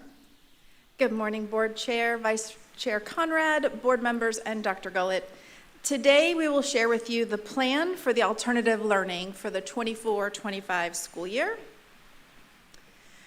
Students in alternative learning have been served through a contract with Silver River Mentoring and Instruction, otherwise known as SERMI. This organization has 2 site locations, one of which is the SERMI location, and that is located at Southeast 14th Court, and they serve students in grades 7 through 12. And the second site location is called New Leaf, and that site location is on Northeast 25th Avenue, and they have served all of kindergarten through 5th grade students, as well as 6th grade through 12th grade students in the Exceptional Student Education Program. And I point that out to be very clear that our contract is with SERMI, the parent company, but it incorporates 2 separate site locations. In my experience, I have found that there's some confusion about that. The contract that Marion County Public Schools has had for the last 3 years expired on June the 30th, 2024. Through this contract, the contracted site responsibilities of SERMI included providing an educational day program that included high-quality instruction and adherence to the Marion County Public Schools student assessment schedule. Other responsibilities included that SERMI would adhere to the student's individualized education program, or IEP, as well as their behavior intervention plan, or BIP. SERMI would also provide, as needed to students, multi-tiered systems of supports. Additionally, adequate facilities, educational materials, and transportation were provided for in the contract. And then SERMI was also responsible for hiring qualified personnel for their 2 locations. The data for teachers from SERMI and New Leaf was obtained from the Marion County Public Schools Certification Department on July the 24th, and that's what this slide represents. So the personnel list includes both teachers and administrative staff at those locations. New Leaf had a total of either 11 teachers and/or administrative staff, and 6 of them had a professional certificate, and 5 were working on a temporary certification. And CERMI had 9 instructional staff or administrator staff, with 4 of them with a professional certification and 5 on a temporary certification. Also in that contract that I mentioned, these were the supports listed on the slide that the district has been providing to the students at New Leaf. So exceptional student educational supports included providing an ESE specialist who would schedule and lead any meetings related to an IEP. So the district provided that.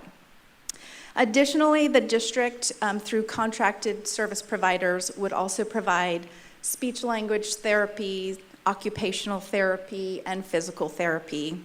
And where it says other services as needed, that would also incorporate if we had had a child that needed some sign language interpreting services, we would also have provided that. The district also provides a social worker and a psychologist to support the needs of those students at the New Leaf site.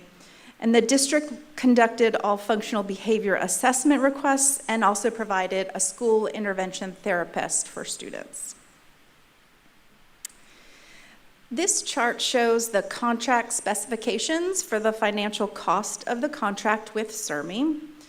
The contract outlines that the district has paid for 140 seats at New Leaf, and each seat cost $11,102 for a total cost for the New Leaf site at $1.5 million. The cost for a seat at CERMI was $6,124 per seat, and Marion County Public Schools has paid for 300 seats at CERMI for a total of $1.8 million. The contract also has Marion County Public Schools paying approximately $750,000 for transportation, and all of this has totaled about $4.1 million per year. Additionally, CERMI and New Leaf are also eligible to receive Title I funds. So for the 23-24 school year, they received about $241,000 in title funds total. The school district receives funding from the state for full-time equivalent students, and for contracted sites, Marion County Public Schools typically uses the Charter School Revenue Estimate Worksheet, which can project the funding that we would receive as a district for our students who are enrolled and attending. In using Survey 3 data from 2024, so that would be February, the projected funds from Marion County Public Schools that we would have received for 139 students at New Leaf was about $970,000, and then the CERMI projected FTE was about $1.3 million, and finance used the FTE data of 196 students because that was actually the students that were enrolled based on Survey 3 data and actually attending. So the total projected funding received by MCPS was about $2.3 million. The expulsions that we have recommended for the 23-25 school year, that's what this chart outlines for you. So we have recommended for expulsion 147 to CERMI, 66 to New Leaf, 52 to our alternative learning program here at MTI, and then 2 with no academic services, and then 1 was a return to county of residence. Alternative placements for grades 6 through 12 for Marion County Public Schools are also listed on this slide. So you can see that quarter 2 does have a bit higher alternative placements compared to other quarters, but the other quarters are really just about the same, ranging anywhere from 78 to 89. And the New Leaf data is similar. Again, there's just a slight increase in that quarter 2, but there's not a significant change when you're looking at the number of alternative placements from quarter to quarter. The kindergarten through 5 alternative placements is here on this slide for you. We actually see a little bit less in quarter 2 for our elementary students, but again, the range is between 14 and 32 kindergarten through 5th grade students who are recommended for alternative placement. Student data for attendance and then the number of withdrawn records has also been provided. The first chart on the slide shows the daily attendance for the last day of each quarter. So what we looked at is we took the last day of each quarter. So if you look at October the 13th, that was the last day of quarter 1, and that was the attendance rate for both of the locations. The withdrawn record numbers show the number of students who had withdrawn from CERMI or New Leaf. The withdrawn codes, when I worked with Sister, that we used to identify how many students had withdrawn from CERMI or New Leaf, the codes included non-public, out-of-state, or out-of-county. It included homeschool withdrawal codes, withdrawal codes for students who withdrew to attend an adult program, out-of-district public school, a public school out-of-state or out-of-county.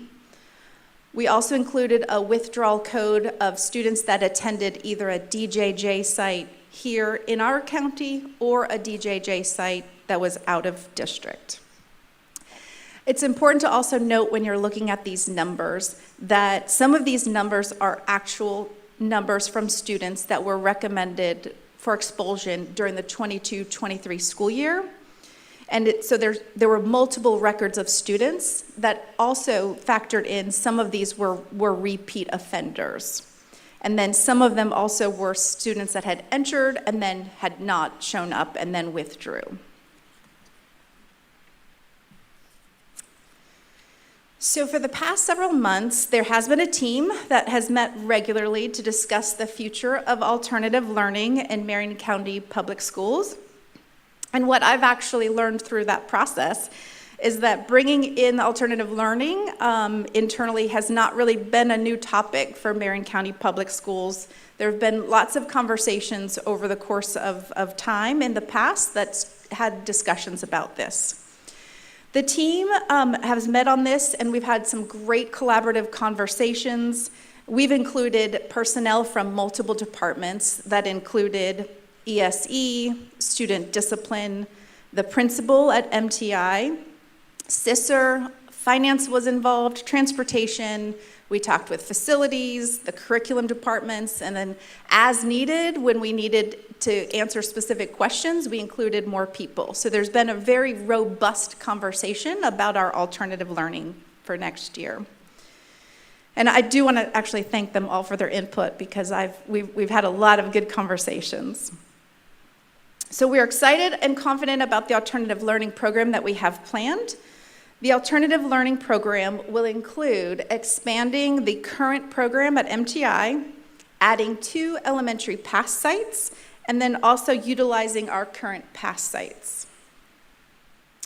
I'll start with talking about the alternative learning program at MTI, and this site will be for all expelled students in grades 7 through 12. The MSID number for MTI has already been updated. In conversations with CISR, they asked us to go ahead and expand that MSID number to include kindergarten through 12th, although we're not putting kindergarten students with our grades 7 through 12. Our kindergarten through 5th grade students will be at an elementary pass site on campus here in a portable that I'll talk about in just a little bit. So MTI also with that MSID number will not receive a school grade. It will be a school improvement rating. Students at MTI will include students also with an IEP, so they will receive their services here on campus. MTI will also have certified teachers and support facilitators to really focus on the needs of all students academically and if they have those IEP services. MTI will also house the work study program as well as the ESE Continuum of Learning students. The students assigned to alternative learning will receive instruction and wraparound services, and supports based on their needs. They also will be scheduled strategically and then work towards credit recovery and/or original credit, depending on the needs of that particular student. We have transition specialists from alternative learning. We have 2 of those that will also be able to help support these students. So we have an incredible opportunity here to provide specific interventions and support and track these students, and track these for our students. We'll be able to track the completion of coursework to help students who are deficient and help get them back on track to graduate on time. And I want to give Mr. Jones an opportunity to share a little bit more specifics about the program that we've been working on at MTI. And then I'll come back and I'll talk about the rest of the alternative learning program. Thank you, Dr. Hemberg.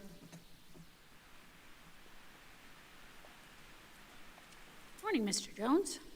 Good morning, everyone. First of all, I want to start by saying I'm honored to be here today and be a part of this change for Marion County.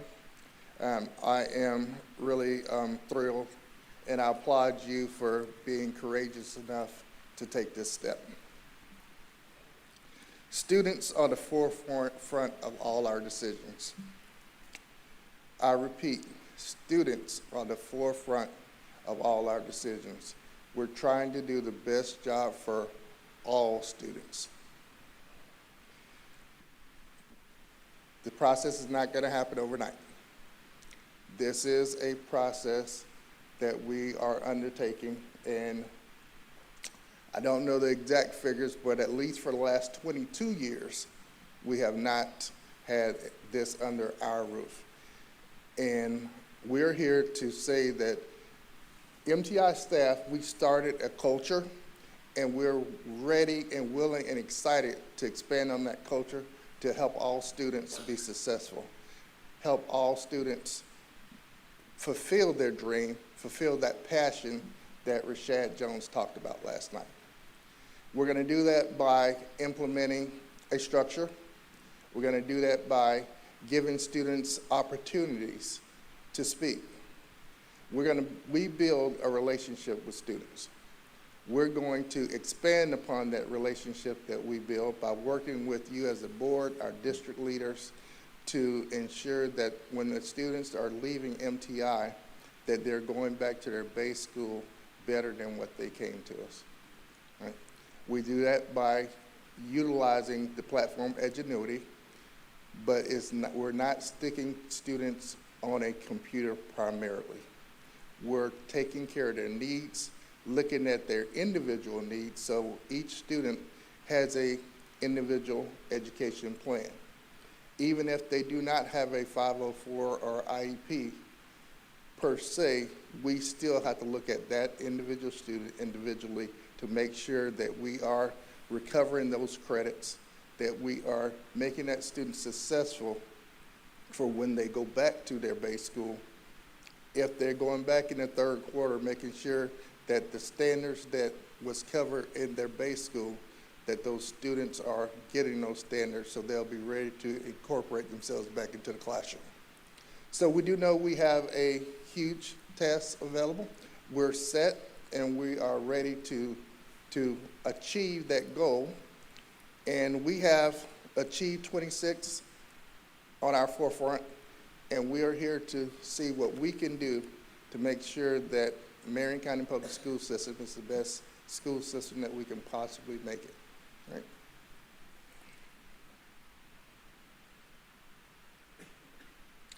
And the last point that I would like to just make as we go, and I'll be available for questions later. My goal is we're at a time now when a lot of people are talking about the school grade. What if we could have just got 1/8 of those students that are on that list to have completely graduated? Would we still be having that conversation? 1/8 of those students. So we're here to try to make sure that we're getting those students and we're making those decisions successful. Right? Question? All right, thank you. Thank you, sir.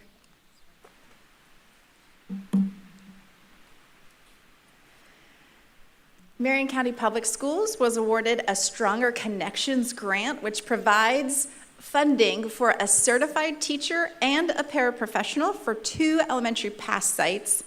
Transportation funds were also provided in this grant, and we are working to identify a contract for a third party to provide that transportation for our elementary pass students, but in the meantime, transportation is really working with us and going to help us provide that transportation for our elementary pass site students. So we're very excited about that. One of the elementary pass sites, as I mentioned, is going to be on MTI's campus, which is why I mentioned Assessor really wanted to change that MSID number to incorporate the kindergarten through 5th grade students, because it's an easier transition when you're scheduling those students if it's all under one MSID number. But those students will be in a portable I'm directionally challenged, but in that side of the building. Thank you. And then the second pass site is at Hammett Bowen Elementary, and I've been working with the principal there, Ms. Crawford. She's been fully supportive of this program. She's been very, very excited. And so some of our students will be serviced on that southwest side of town. And finally, we will continue to utilize our secondary pass sites. Depending on the infraction, students would be, with a current alternative placement, would be assigned a pass site that would be closest to their base school. We will also verify that that is also closest to their home school. We currently have 6 locations throughout the district with certified teachers. And again, having them there will allow us to track the students' progress in edgenuity, teach conflict resolution skills, and then based on their infraction, we can provide specific instructional lessons about different response mechanisms if they were ever in that situation again. We will also develop a program with exit criteria so that when their alternative placement 45 days is concluded, that they're ready to go back to base successfully. Then the final slide, some of these numbers have changed when we looked at bringing the alternative program all to MTI. So this slide shows some of the additional personnel needs that we were looking at. So I'm just going to kind of recap some of the things that will be here, and then I'll give you a final adjusted total cost that's different from this slide. We definitely will still need an assistant principal of curriculum, because scheduling these students into what they actually need will be one of our top priorities for that credit recovery and to get the students on time for graduation for some of them. Some of them are already on track.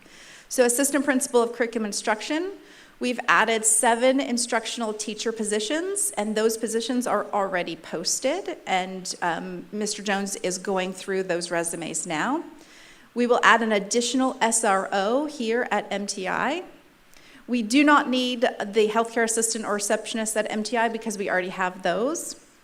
We will add another student service manager to MTI as well.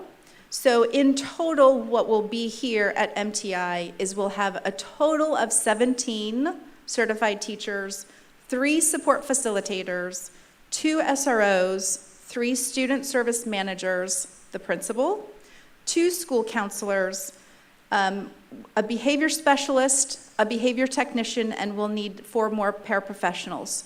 So if you take the MTI staffing plan that's currently in place, and then you add all of those new positions that we need to support the students and the staff here, it's a total of about $800,000 in additional funds. That concludes my alternative learning plan. Thank you, Dr. Hembrook. And thank you for your leadership and all of the work that you were illustrating earlier, and the entire team. I know a lot of the team members who've worked really hard collaboratively together here, and as Mr. Jones said, it's always about the students. So we are committed, board, to always doing what's best for our students, and we look forward to your feedback and questions. Thank you. Thank you, Dr. Gullett. Go ahead, and thank you for the presentation. Appreciate it. Thank you, Principal Jones, Dr. Hembrook, and the rest of the team for putting this together for us to hear. So we'll go ahead and open it up to the board for questions, comments, and discussion. Who'd like to take the first swing? Go ahead, Vice Chair. All right, thank you, Dr. Hembrook, for presenting, and we were briefed on this yesterday, and so I appreciate you taking time to go over it with us ahead of time. But I do have some questions and some clarifying points I wanted to ask you. Can you go over for us this timeline of negotiating the contract? I believe it was in April, and so can you just give us a brief summary of what that looked like? So I believe it was April that we started to look at extending the one-year renewal. So the contract was for 3 years, but written into the contract is the opportunity to extend for an additional year. And so we started conversations towards that in April, May. And then one of the things that the school district, we wanted to go towards is using the charter school revenue worksheet, because that's actual numbers of funding that we receive. And so that's where kind of negotiations kind of hit a roadblock. And then the contract expired in June.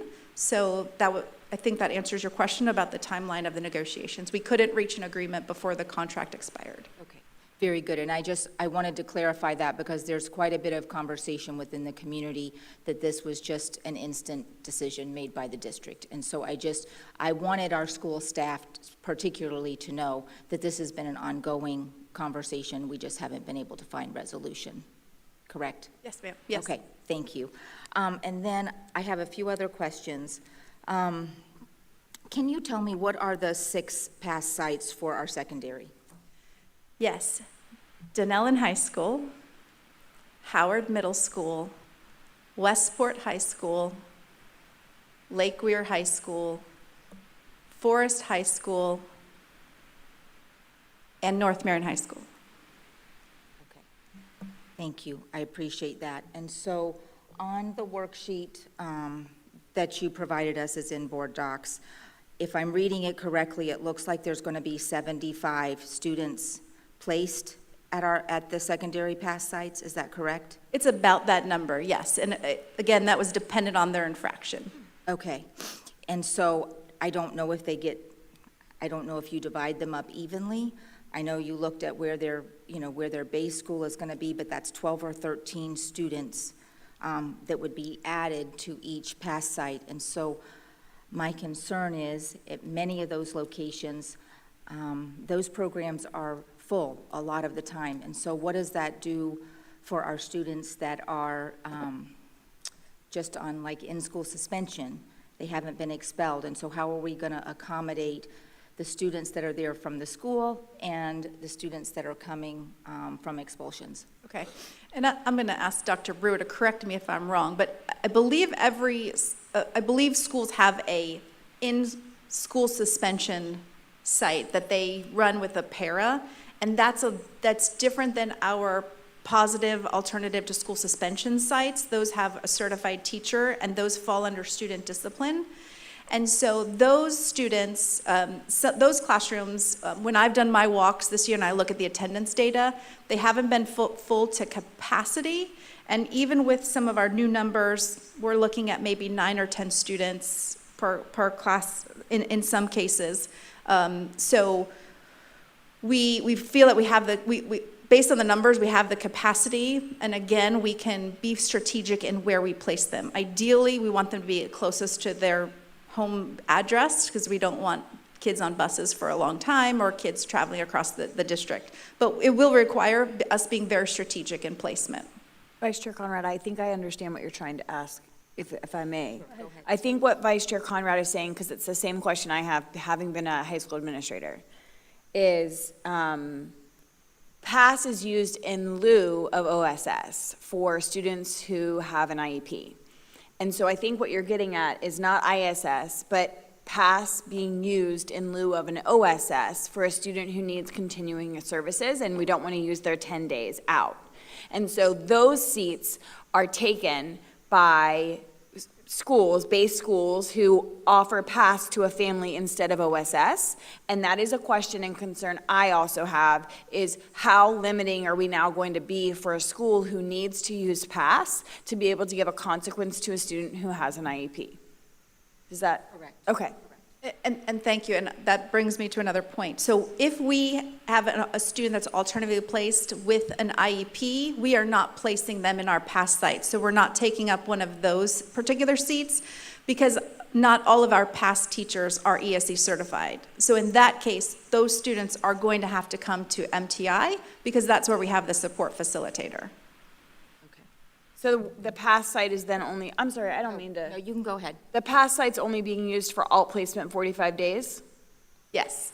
Well, if there's room, and we're going to work with school principals, if there's room and they want to assign additional students, we're happy to utilize that, just as we have in the past. But those pass sites are already the existing pass sites. Correct. So my pinpoint on this is those sites historically have been fully available for high school administrators to send students who need an alternative to OSS. We are now going to limit the amount of available seats for that. Mm-hmm. Is that correct? It will reduce some of the seats available, yes. So what will we do, because I think that's what Vice Chair Conrad's question is, what will we do when we still need seats at these pass sites? Do we have a plan to open another pass site? What does that look like? So the schools can use their ISS as well. We are looking at, based on the numbers, do we need an additional pass site? And I'm working with facilities to try to determine a site an area that could maybe take a portable to add an additional site. It's always difficult to predict these numbers, so we're going to have to monitor them very carefully. And the reason this reminds me of the conversation we had when we were talking about our staffing plan and our numbers for our ESE students, and we upped the cap for that in the name of flexibility. And so I'm concerned that if our administrators are saying that many times their pass units are close to capacity, every day. and what's that number going to be? You know, if it's 14, is it 16? What is it? And what does that look like when you have a lot of children that are struggling, or they have struggled, and you've got them, you know, in one spot? And so what accommodations are we going to offer, and what number are you looking at capping? So, you have to look at also the infraction, right? Because some of these are not as, it depends on what the infraction was. If it was severely egregious, we probably wouldn't put them there. So again, it's kind of hard to determine. I can definitely go back and look at additional supports for those schools based on the students that we're assigning there, and then based on what the needs of those particular students are. Okay, so you don't have a hard number that you're looking at?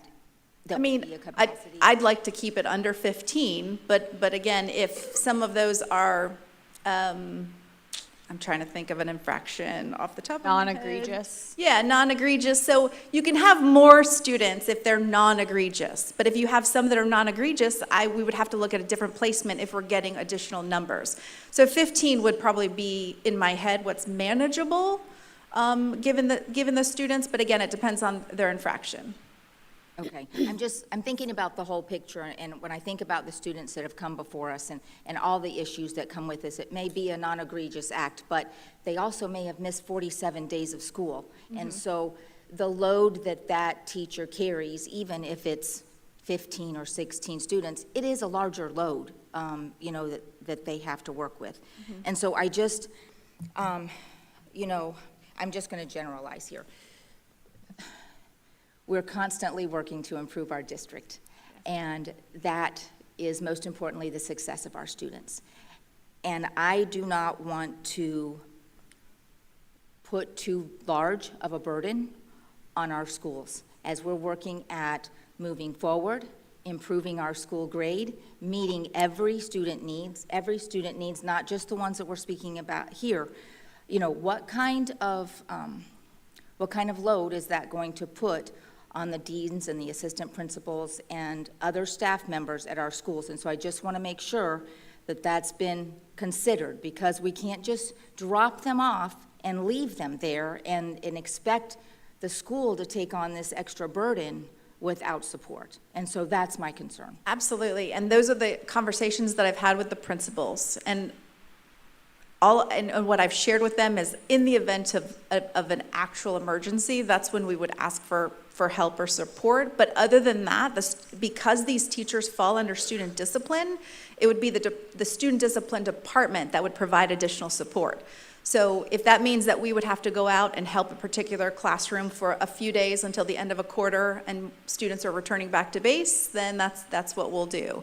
It's not the intent for the schools to take this on, and I've been very clear in my messaging with principals on that. Okay, I'm just going to be very honest. That is not the message I'm hearing.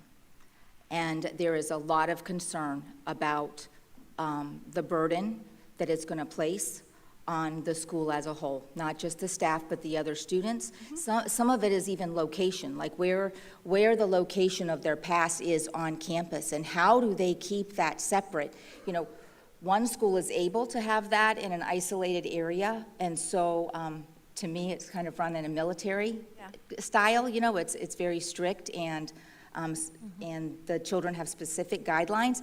And other school campuses, they're not that fortunate. The area that they have is right smack dab in the middle of their school, and so how are they going to manage that? And I feel like with a week before students show up on campus, we have some very specific needs that need to be met. And I don't think that those conversations have been explored completely. And Madam Chair, may I interrupt? Can I ask Dr. Brewer to come forward, because she oversees our secondary sites, and to talk about, I think the question is, are students who would be assigned alternative placed going to create a challenge at the local schools, right? And then the schools don't have the opportunity for those spaces. And my understanding is no, but I'd like for Dr. Brewer to speak about the conversations with the principals, and this doesn't take the place of what their options are right now. Yes, ma'am. You said that well. But it's important to note that when Dr. Hembrook visited the schools this year, the pass sites are not filled to capacity. And so that's what led to this as a possible solution, because we knew we had spots in there. At each school site, they have a threshold number that they protect for, like, the elementary or middle school students. I'm speaking of the sites that are at a high school. So those are usually protected. And it might be 4 or 5, depending on the site. And so the students, for the most part, unless they are being expelled, a parent, when the child has received a regular infraction, let's start over. So there's a progression that schools follow. And the first infraction for a level 2 offense, they might assign them an ISS consequence. And then they've done that infraction, or they've done the intervention, and they get in trouble again within that 10 or 15 days. So then a school might then assign them pass, because that's the next step up on that matrix for progressive discipline. So then at that point, if they are still, they finish their time, they then go back to the classroom, they repeat that offense. Then they don't get to return to that intervention, because that intervention didn't work. So then that student does have to do the out-of-school suspension. So there are spaces at these pass sites. And so that's where it's an individual student-by-student determination from the student discipline department to look at that infraction, to determine where that student lives, what's the closest pass site, and then the deciding factor would be how much space is available at that. Or is that school trending at fuller capacity than others, and then looking individually. Did that answer your question, That Mrs. does help, Conrad? thank you. Do we keep attendance on who is in pass? Yes, ma'am, every day. No, it's not just, and I'm not trying to be flippant in any way, but, if Dr. Hembrook has been by 3 times at Forest, what the chances could be that the numbers were low on those days. And so we do have an attendance record. They're continually not full, and so you have that data. Yes, ma'am. Okay. The pass site teachers report their attendance every single day. Okay. All right. Thank you for that clarification. Yes, ma'am. I have a question on this item, since we're on this item. Is it okay if I follow up with something that Ms. Conrad has said? Absolutely, this is Okay. discussion time. So, are the seats that are reserved for the school to use pass in lieu of ISS sacred? Are they going to be, whatever that number is, are they there and alternative placements cannot take those spaces? I don't want to say yes or no to that, because we have to look, it just really will depend on the students that are being assigned to an alternative placement.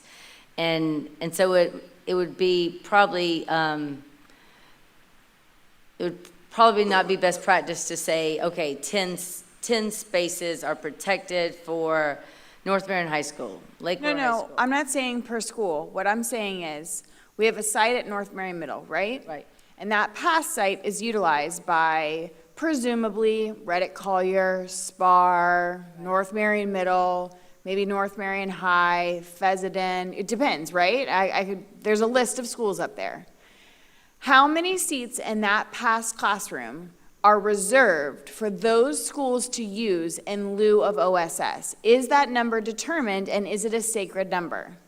Okay, that number is not determined, and it's not a sacred number. And the reason is because these are student discipline pass sites, they are not only for that particular school. It's a benefit to that school that, in hopes of open seats that day, a school could have more than, say, a middle school that's referring a student there.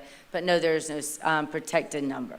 So, having dealt with this on the school side before, and now sitting in this position, I don't agree that there is not always going to be a level of opportunity for schools to use that site that's guaranteed. I think there needs to be a number. If it's 5, it's 5.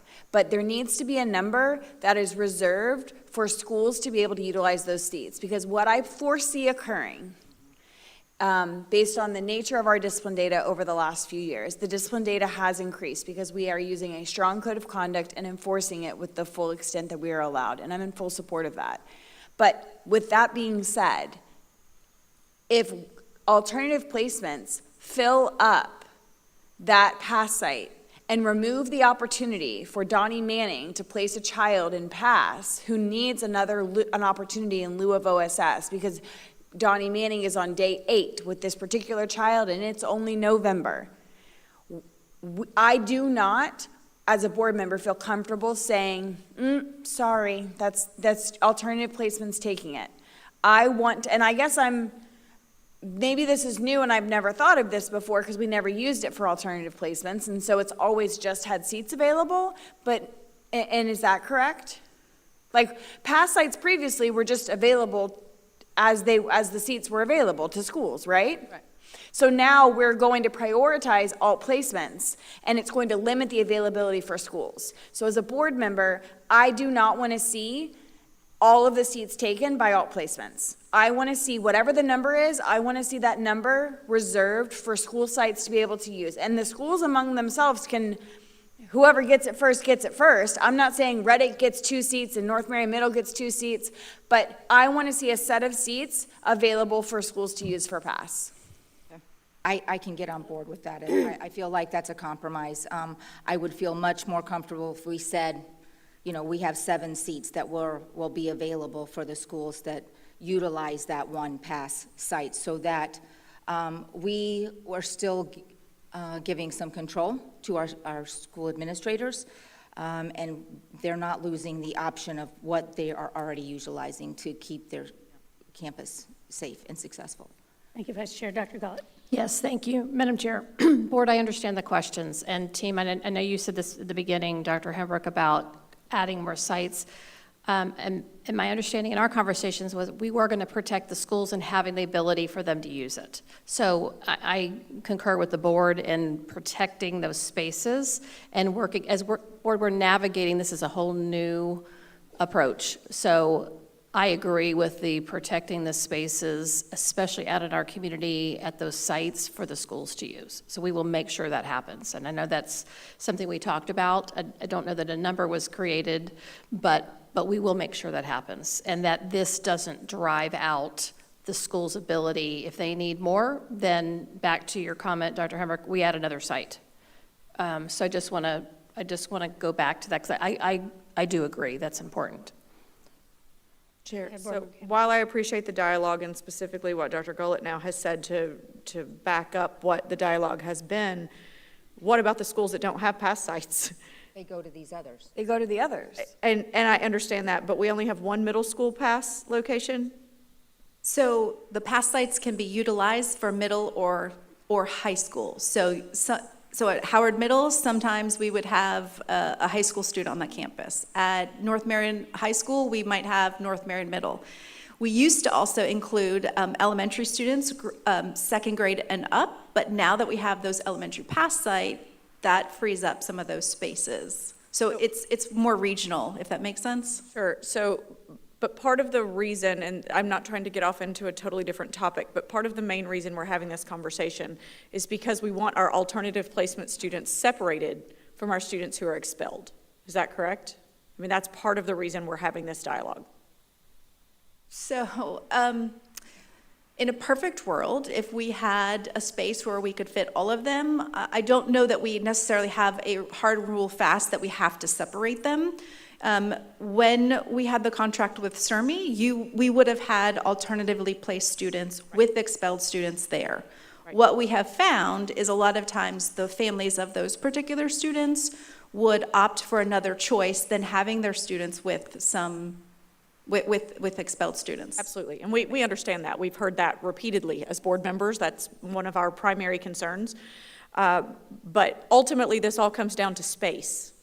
And so I think while we're talking about pass, I'm not trying to get off on another topic, but really what we're talking about is space. Space is not something we have. And so if we're just really going to take a bite of the elephant in the room, it's that we don't have space. So we are making the best modifications we can in the spaces that we do have. We do have space at Reddick, so that probably is where one of our elementary pass sites is. So where we have space is where we are able to accommodate these challenges. I would concur with the idea of keeping our alternative placements away from expelled students as best we can, because that has been a challenge we've continued to hear. I don't know that there's an alternative to what we're talking about, other than, and I understand keeping the pass site sacred. I do. I mean, I understand having a few seats for those schools that they've always been using. I mean, change is hard. We understand what that looks like. This whole program is going to be a change for everyone, really. But I also appreciate discipline overseeing that, and while it is housed on a school campus, it's being manned by district staff as opposed to a teacher that is a teacher at Westport High School. It's a district essentially assigned person there. So I can see the challenge, I can see what we're talking about. If we needed to open another pass site or two at different schools, I believe the district is open to doing that if that happens to be what we need to do to fulfill this need. But again, it comes down to space, and we just don't have it. Sure. Well, I would also say that we have space at, as you just said, at certain schools. That's been our challenge all along, that we're way over capacity in some schools and other capacity in others. So for me, it's more about tracking what is happening and making sure that no school is getting overburdened, and that we have a process and procedures in place where we can be nimble in addressing it quickly. There's only 180 days in the school year, so we can't leave people, in schools out there twisting for weeks at a time. That would be my ask, would be like, okay, we have this estimated number and we're going to start with that, but if we're seeing a pocket here exploding and nothing happening down there, then we have to be able to adjust in more or less real time. And also, I think, too, it's an opportunity for all of us to elevate our best practice, because with kids with IEPs, yes, you know, there's that supposedly sacred 10-day rule, but all that really means is that they can't be separated from their instruction by someone that's qualified to teach them. Dr. James? Well, what I heard was two board members, myself and Vice Chair Conrad, say we wanted to see a number established. And I would like to see if there are any other board members interested in that conversation, because from my board seat, what I would like to see us walk away today is a collective agreement on what we're going to do to respect a few seats for schools. So I know that I said 5, Vice Chair Conrad said 7. Do either of the other two board members, are you interested in offering a number of seats that you would want to see saved for schools to use for PASS? I would rather hear from the schools, you know, what they think they need and what the trends are. I think the concern is that they're going to get told no, right? That there's not a space, so you can't put your kid there. That is 1,000% by October what is going to happen. Like, I feel so strongly that by October, before Q2 rolls over, there will not be space. And then the schools, you have a kid who is, his behavior is a manifestation of his disability, which means he cannot be he cannot be alternatively placed. We're not going to expel. You have this 4th grader who has major behaviors and is disrupting the learning of everyone on the campus. And sometimes you just need to be able to breathe, right? And you need to be able to take a pause and put the student in an environment that's going to be smaller and more appropriate for a couple days so everyone can catch their breath and come up with a plan. And if there is not space on a PASS site, there is not space. There's nowhere for that child to go, and most elementary campuses don't have ISS. So there is nowhere for that child to go. And if we do not respect a few seats on these PASS sites, we are going to find ourselves in a position where those principals are going to be very pigeonholed into figuring out what to do with these students. And so that is the reason I'm advocating so strongly. And I mean, as former administrators, I do think you guys would agree that your hand gets tied and what do you do? And so that's why I'm so passionate about this, because I don't want to put our school administrators in a position where they don't have an opportunity to give everyone a breath. Madam Chair, may I? So I think everyone's on the same page, essentially, yes. But could we go back to how many, you don't know how many students, but essentially what you're looking for in terms of numbers to put out at sites? Because I know Ms. Dobbins and the transportation team are here, because that could be expanded here. Like those seats that we're worried about impacting our schools, can't they be hosted here in additional spaces? Well, with portables. Is that what you're talking about? How many numbers of students are you talking about? I think it was. It's about 70 students. Okay. So if space is available, we'll put them where we can. I understand the need to set a capacity at PASS sites. I 100% agree, and that was the intent when I spoke with principals to say, yes, we're gonna work with you, but we also have to place these students. So there's no space here. We can look at additional sites as well. Capacity, setting a particular seat capacity, we can look at the data and then work with the principals to come up with that number so that we're setting a specific site for them based on their data. I'm sorry, back to root issue. Madam Chair, could I have Ms. Dobbins come forward? I'm thinking about portable, having that here, because that would, if we could solve the problem more simply, then that's the way to solve it, is always my approach. So, sorry, Ms. Dobbins, thank you. No problem, and all of these concerns are true concerns. I think the situation here is that due to the timing, to Dr. Campbell's point, is we're just trying to find the place for them right now. And looking at the future, we are having those conversations, behind the doors here about what does it look like in the future. So if we were to invest in modular buildings, we have options here at MTI to place them up on the field where we have practice fields for our community and so forth, and particularly bring them in on site. If we were to do something like that, we would look at an opening of those facilities if they're modular, possibly around February. We may have portables that we could move in, but portables aren't ideal for this situation because you really want these students to have interior rooms and so forth. So if we can work to come to a workable situation facility-wise now in hopes of future planning, I think we could have something in place by February that could bring these students in-house here at MTI along with all the others, but still also keep them separate from expelled students. I think there are some future planning solutions we have that we can continue to work on. Yeah, I'll say that there are ongoing concerns with that, because it certainly seems as a board member, and we've all heard it, where parents are choosing not to send their kids to any alternative site, and they're going to homeschool them or put them on Florida Virtual while the kid's already not being successful. That's a pretty big ask, even for a highly functioning, committed kid academically. So that's something that I think I've heard loud and clear, from this board, that we just want to try to plan a little better for these kids, and so that they are getting authentically back on track. Yes, indeed. I think we're kind of in triage right now, trying to find the place, but these students deserve a positive learning environment just like any other students, and if we can bring them into new modular buildings here on site and invest in that, I think it's a great opportunity to build the program here along with the other programs. Thank you. Because what I'm really hearing from this board, and I don't disagree, is that with all the pressure that our schools are under, everybody is doing all they can to elevate their programs, elevate their kids. They need the reassurance, and not just the reassurance, but the assurance that if a student needs a spot, they're going to get it.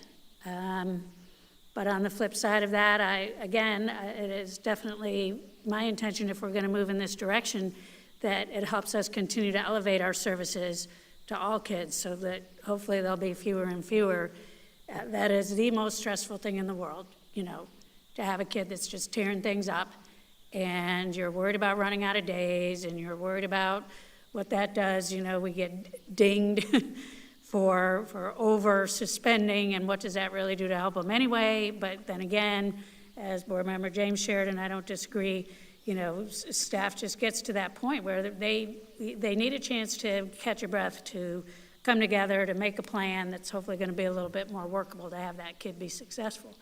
So there's just a lot to it, and I don't want to underestimate the concern, from the schools and the assurance and reassurance they need that this isn't going to make things worse instead of better.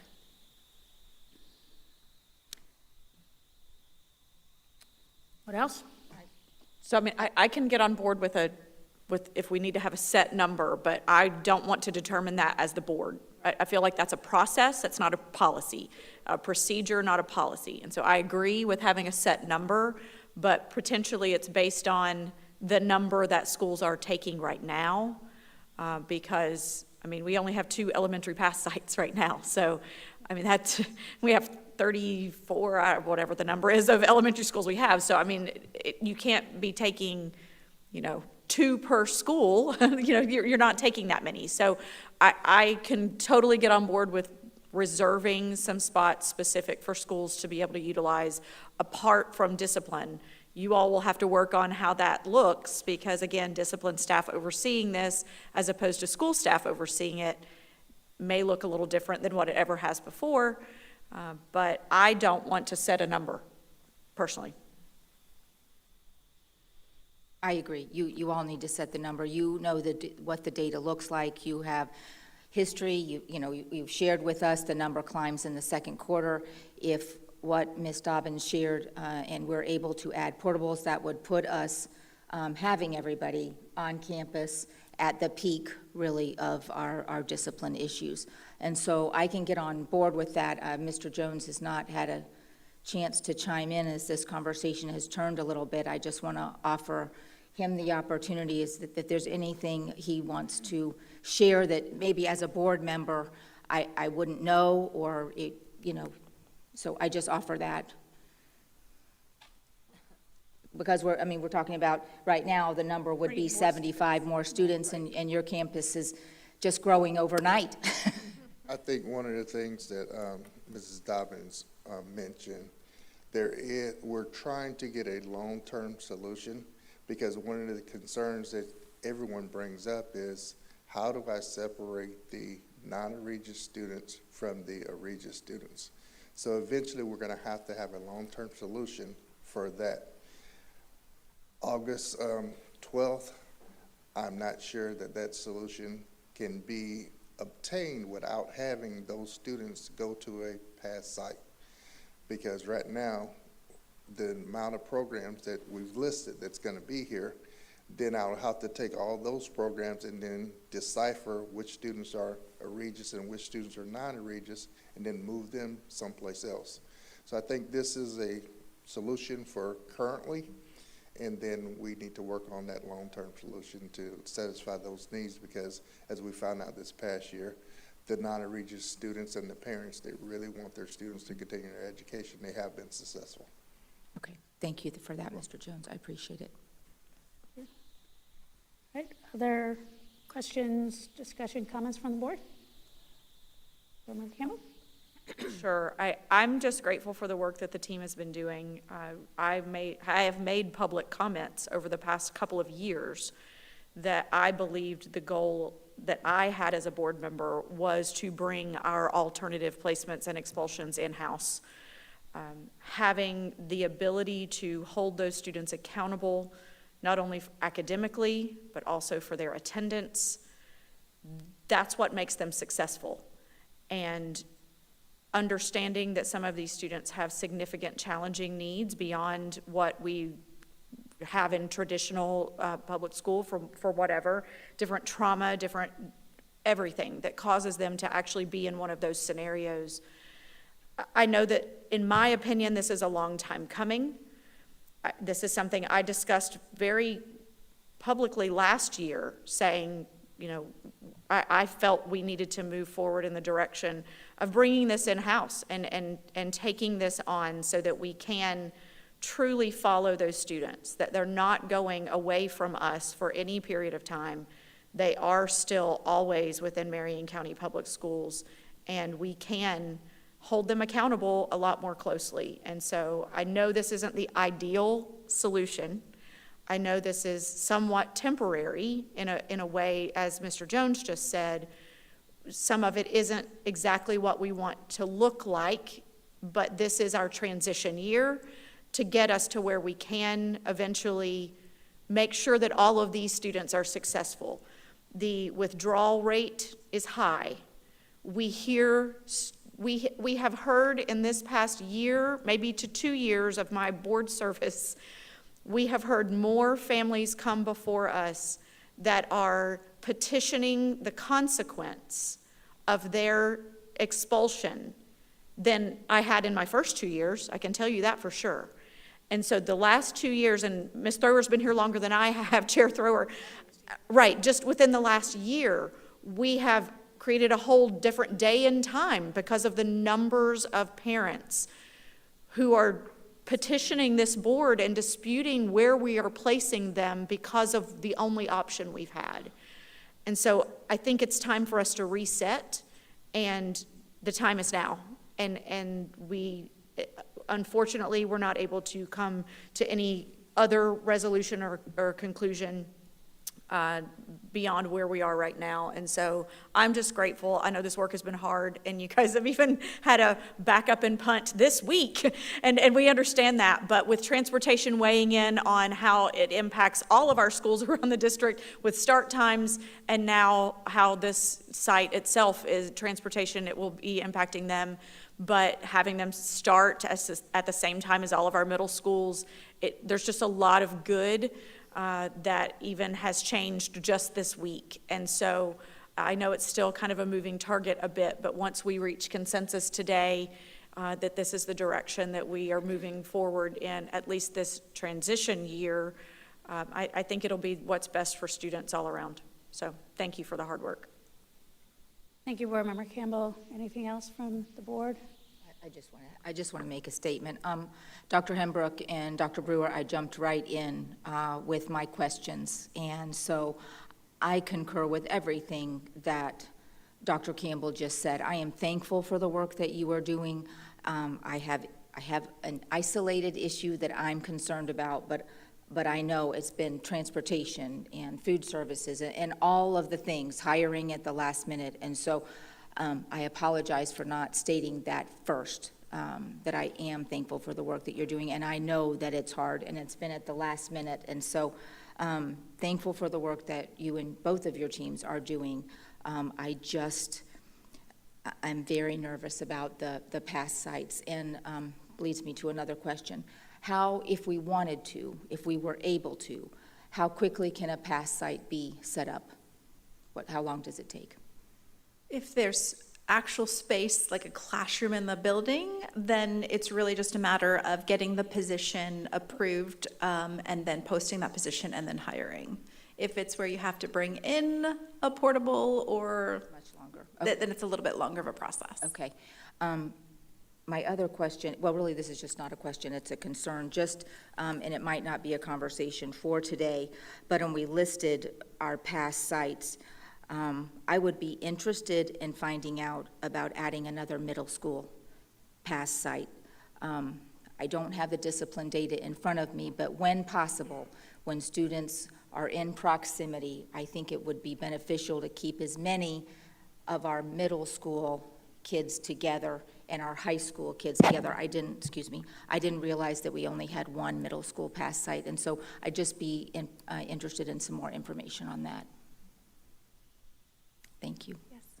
Thank you, Vice Chair. Board Member James. Thank you. I kind of jumped in on that particular item, but I just had a few other questions and comments. So when we go back to slide 5, where it talks about the seats that were a part of the contract, and later slides we shared about FTE and how many students were in the projections. Is there, what we all know about FTE, and you and I have spoken about this, but I just kind of want to say it publicly. FTE is a snapshot of a single week when a kid is in school. And so what we know about the enrollment at Surmy and New Leaf is it was always rolling. Kids were coming and kids were going. Over the last year, it got a little bit more standardized as we were doing quarters, but we were rolling kids in consistently, and then kids were leaving at pretty standardized times. And so do you have the number for the highest enrollment on any day last year for Surmy and New Leaf? If we were to instead of use the numbers that were part of this FTE projection, but use the highest number of heartbeats that were ever on their campus. I don't have that data with me, but I could pull that and send that. Can you tell me how far it was from 140 and 300, if you were to guess? How far off? 100 off? For Surmy, it was probably 70 to 75 is what I would go with. New Leaf has always been right around 120, 140. 70 to 75 what? Off. Okay. So you're saying 230 students on the highest day of enrollment? If I'm guessing at this moment, yes, but I'd have to pull the data. Be careful about guessing. No, that's fine. We have some representatives. If I could just look at the audience for a head nod, yes or no. Would you guys from the Surmy location say that your highest enrollment on any day last year was about 230 students? Higher. What would you say the number was? Okay, so either way, we are under the 300, right? Correct. And so we were funding for 300 seats with a cost per seat. And on the highest day of attendance, we were somewhere around 250. We'll just call it 250 to make it even. Now, New Leaf, we've all agreed we were pretty much filling up every seat at New Leaf. And I've even heard we really ran out of seats, and we would have kept sending them, but we ran out of space to send them. And so I appreciate the math that the staff has brought forward to us in that This is how much money we are generating from these students to pay for this service. And as a businesswoman, I can appreciate that when you offer a unique service, there is a differential that you pay. So when you offer a service that you can't really get anywhere else, you pay a little bit more for it. It appears that we were $3 million apart at some point in the negotiation, and so I don't think the premium is $3 million. But I can appreciate that we should pay more than what FTE would pay because they're offering a unique service. As a board member, consistently, since before I was even sworn in, I have said I want Marion County Public Schools to keep our own kids. I want to do this ourselves. I have said to the team, and I will say now, I wish the board had gotten this information in January. I wish the board had been a part of this conversation and leading up so that the community would feel, because I can fully appreciate that you all have been working on this for 4-6 months, but the board didn't hear anything about it until we received an email from a community member. And so, you don't agree that? No, I remember having conversations even with representatives from CERMI that this was, looking dicey, and there was concern. But I'm not talking about conversations with people from CERMI. What I'm talking about is conversations from our staff. We were told in February to disregard the contract or the bid, and that they were going to go back out because it wasn't correct, and we can pull the video up to find the terminology. But other than that date in February, the board received no other update about this information until an email from the community triggered a response from our staff. I don't see it that way, but continue. Either way, I wish we would have backward planned into this publicly a little bit better so that we could all be on the same page. And it would have also allowed the staff, the human beings that show up to work at CERMI and New Leaf, a better opportunity to find another place for work, because they are community members and taxpayers in our community, and I worry about them finding employment. So that is a piece of the human capacity part of this puzzle that really bothers me. I would have loved for them to have had more awareness and opportunity to find employment. Now, Marion County Public Schools is hiring, and we would love to take you on. So our jobs are posted, and I will hope that you all would apply for them. But those are reservations I have. But I wholeheartedly believe in doing this ourselves, and I believe that we are going to do a tremendous job. How I see this is I want to see students learning social emotional skills. I value that more than them completing credits. I want to work on the whole child and produce human beings that are going to go back into their base school and bring a better version of themselves to their base school. And let's keep them on track to graduate, but I want to rehabilitate the human being. And I want to get kids back to base that are going to be amazing, more amazing humans than they are when they left their base school.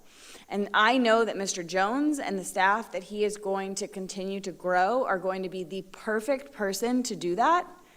I mean, I just envision like whole-on basketball games in the gym and like learning cooperative play and learning how to do conflict resolution. All of those pieces are just as important to me personally as an educator as the actual academics.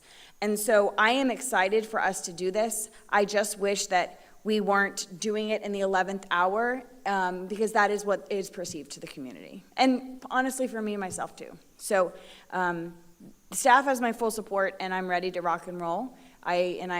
Mr. Jones, whatever you need, you just need to holler, and we'll make sure that, as a board member, I'm going to make sure that your voice is heard, and I know staff will as well, and we're going to get you whatever you need to be successful.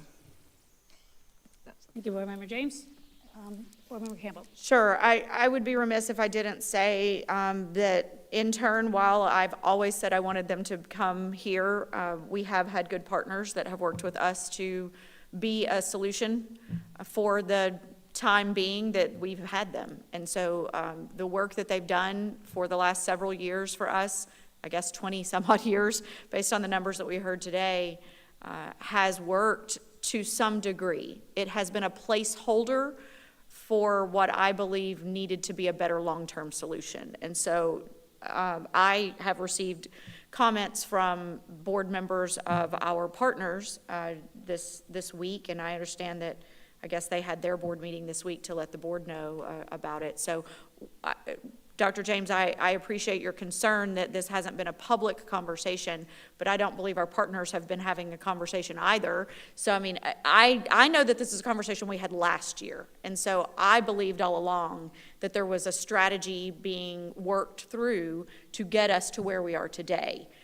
Obviously, February became that date when we said we're at a crossroads and we're not making any headway, and we're not going to, essentially the bid that we had out, the request for proposal that we had out, did not meet the specifications that we were looking for. And so while it has taken several months to get us to where we are today, I do want to say that I've been grateful for the partnership that we've had, but I am looking forward to moving forward. So, thanks.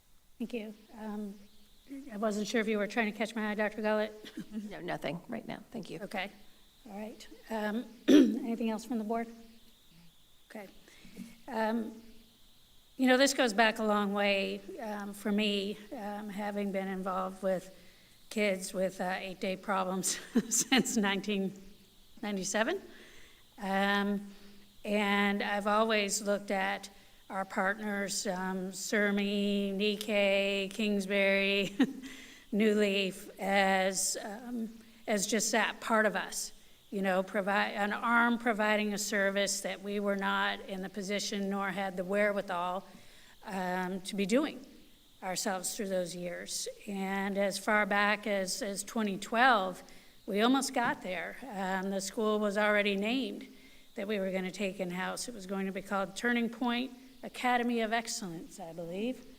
And based on funding problems, 2012, we ran a $500,000 for capital and a $500,000 for operating. Both failed miserably. It was the taxed enough already era, and the money just wasn't there to repurpose what was the Phoenix Center back then into a school that we could do in-house. So this definitely is nowhere near a new conversation, but yet it's so old.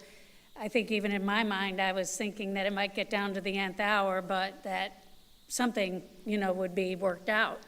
Well, in the meantime, there was a lot of contingency planning going on and reflection of what's been done in the past and what might be able to be done differently and hopefully better moving forward. But I still see it as a partnership between the people. No matter where the kids are being served, they're still our kids, you know. Some of them are sons, some of them are daughters that have directly benefited from the services that Surmy and most recently New Leaf have provided. And I couldn't be more grateful for that partnership. You know, it takes a very special and passionate person to be a teacher in the first place, let alone be an educator of kids with such extreme needs. So it would be my intention to not only give great gratitude for the partnership that we have had with these fellow education professionals through the years, and I don't mean just the teachers, I'm saying the paras, everyone that's been involved, the therapists, and as many of them that want to join us in serving these kids in a new place is what it really comes down to. The kids' needs remain, and it is very encouraging to me to hear that there finally is the spark, the fire in the Inferno building to take what we have learned, take what we've partnered on, and bring it to the next level. But it is truly, we're looking at the end of an era.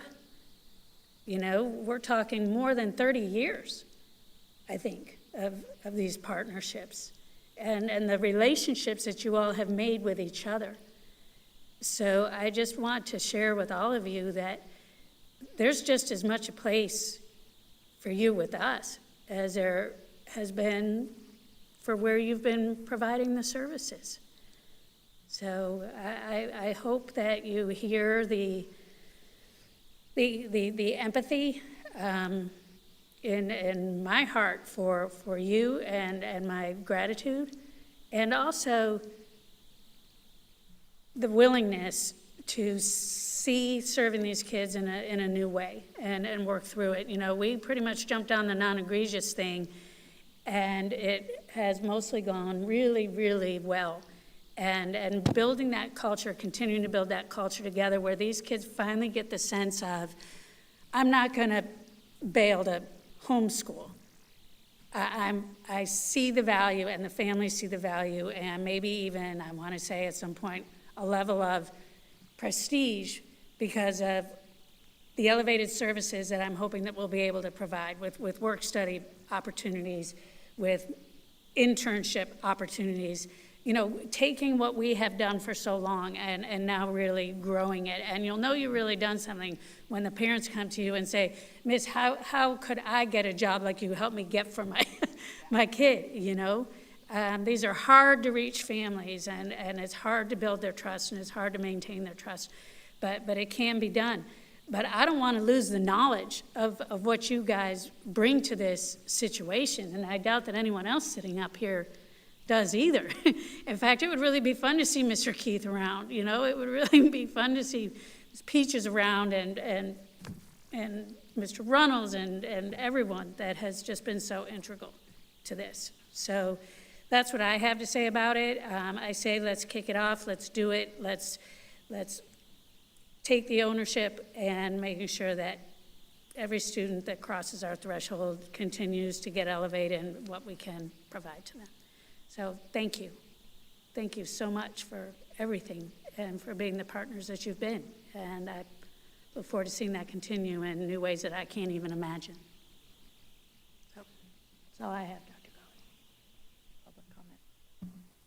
Is there any public comment?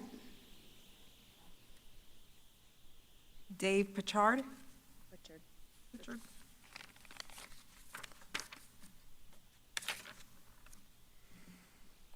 Thanks. Dave Pritchard. I'm the president of the board at CERMI.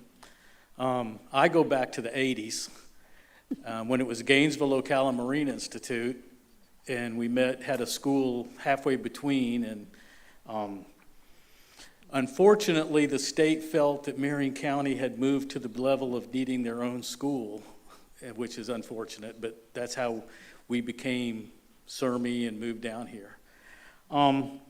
But I appreciate everything said, and I spent 30 years in front of a group like this, and I swore I'd never do it again. And here I'm back, you know, doing the whole in front of a elected body. But I guess personally, and you guys, and I'm the citizen that has wrote the letters, but I guess timing is my biggest issue. I mean, I've said to everybody, our board, who's law enforcement, DJJ, is dedicated to the kids. You know, head in February, the district said, we want to do it ourselves. Will you sit with us and help us figure out how to do it ourselves? We would have been there, no doubt. But instead, we were told we're going to contract with you for one more year. Rolling. And even the meeting that kind of the last, and now you get into the FTE and whether that's, and actually when we got the thing from Dr. Hembrook about FTE, that's how we used to get paid. Back in the day, we were paid the FTE rate for the seats that they were contracted for. And that's how we came up, that's how the number was thing. We're going to need X number of seats, and then they paid us. So if I did the math, it was $5 million. I said, well, that must be what they're looking at. They're going to pay us the FTE for the seats they want available on those weeks. And then obviously that we learned way late in the game that wasn't the case. So that's a shame because, I mean, we're out $200,000 or $300,000. We had to sign the lease. I mean, we're not going to leave our employees hanging out there. We had employees scheduled to come to work today. This was their first day, and here we are. And Dr. James is just, we finished the year last year at New Leaf with 178 students. That was their high. 178 students, and 20 on a waiting list that were already, they said, we're coming. We said, we have no room, we have no space, which is the first time in 30 years we've ever had to do that. I wasn't going to get excited, but, you know, I guess a little bit of upsetness, and I know this is over, but a little bit of upsetness in that the presentation showed that students who flowed through us created $2.1 million. You know, we had 339 students flow through CERMI. At the FTE rate, that's 3.2 million. We had 100 regular ed students flow through New Leaf. That's $900,000. And we had 136 ESC students flow through New Leaf. That's 1.7. And, you know, the school district receives $6 million from students who roll through one of our facilities and paid us 4.1. That kind of bothers me, but I know this is over, but that bothers me, and I felt I needed to say that. Like I said, I wish that the administration had been more transparent on their ultimate goal and came to us in April and said, we're hearing from our board members, we want to take this over effective next year. Our response, I guarantee our board response, how can we help you? How can we help you do that? I offer right now, as far as a partnership, we've got a building. We have a little bit of knowledge of how to do this. We still have a contract in Citrus. We still provide all the services, and we're not going away. I apologize, but you're over time. So can you just finish up your last sentence? Sure. So my point being, if you see another need out there for a charter school that fits into your program for special type needs, call us up, and we're there. And we'll help get that going, and we've got capital money to put into it. We've got a building, and I know it's too late now, maybe not, but in your plan, if there's that need, you let us know, okay? Because we're not going anywhere. Thank you. Thank you. Thank you, sir. Is there any other additional public comment? Daniel Slayton?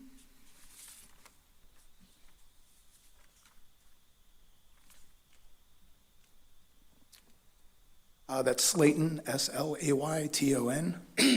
Excuse me. Thank you for giving me the chance to speak. I did come with a prepared speech, but of course, at this point in time, everything that I was going to say has already been said. I would just like to say that I personally have been associated with CERMI for 18 years. My first contracted year of students, we had 60 kids.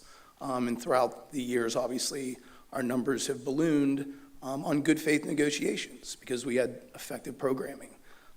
Academic, mental health, restorative justice, everything that those students need. So it's obviously, I'm a little more than disappointed because Dr. James made a really good point that sometimes it's not about the academics. And I think another board member earlier today said success looks different for every kid. Well, at CERMI, that's the truth. Maybe we get one student through anger management. Maybe we find a place to live for a homeless family. There are countless stories like that, and that's based on the quality of people that work at these facilities, that work at these schools. The reason these people work there is because they want to be part of that population because, as you know, there's a lot of educational professionals that don't want to work with that population. So again, I had a speech. I'm just, it's really upsetting to me that we're sitting here on August 1st and I'm hearing everybody talk about 2 spaces here and 2 seats here. We're contracted for 300 kids. It's very possible that you're going to end up with 425, 475 kids that are referred to those programs. So 2 seats here, 2 seats there, not really sure. But I do know that I am concerned as an educational professional that come come August 12th, that there might not be everything that these students need to get started based on this transition. and that's just a little disappointing from the public standpoint. Thank you very much. Thank you, Sarah. Ms. Martinez, is there additional public comment? No, Madam Chair. Okay. All right, Dr. Gullett?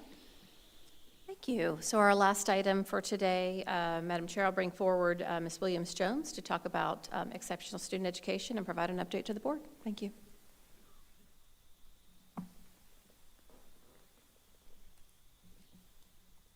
Good afternoon. Good afternoon, Chair Thor, board members, and Dr. Gullett. It's my pleasure this afternoon to provide you just a brief update on exceptional student education and some of the initiatives that we have for the upcoming year.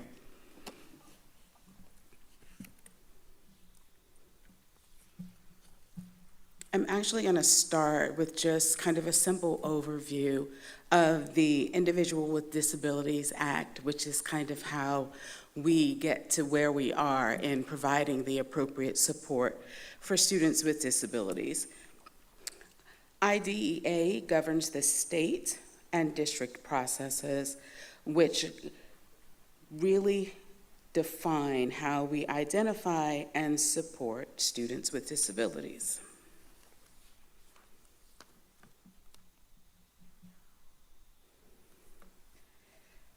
So what is exceptional student education? At its most basic components, exceptional student education focuses on helping students with disabilities learn, whether those challenges are academic or behavioral, sometimes they're physical, sensory needs. So that's at its most basic level, that is the goal of exceptional student education. Here in Florida, Rule 6A-6.03028 governs the provision of free and appropriate public education and development of individual education plans for students with disabilities. Here in Marion County, we currently have 6,792 students identified under the exceptional student education umbrella.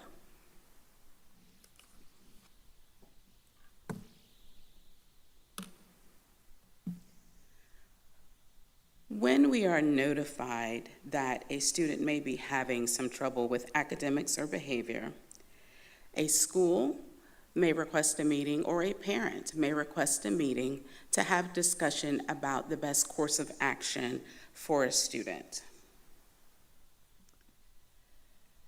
Once it has been established that an evaluation will take place, the initial evaluations for students suspected of having a disability must be conducted within 60 days of receiving parental consent for the evaluation.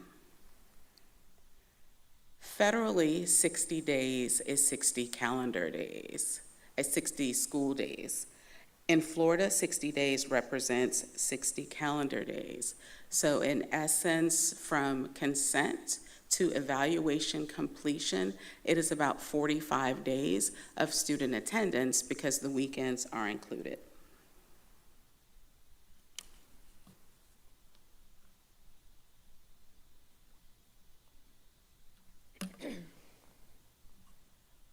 Once eligibility has been established and a parent gives consent for a program, an individualized education program, an IEP is written. IEPs are the guiding force for the services and supports that we provide for students. The initial IEP is established at the time of eligibility. However, IEPs are reviewed and updated annually. And although this annual meeting is set by a cycle of when the previous one was completed, a parent may request an IEP review and meeting at any time.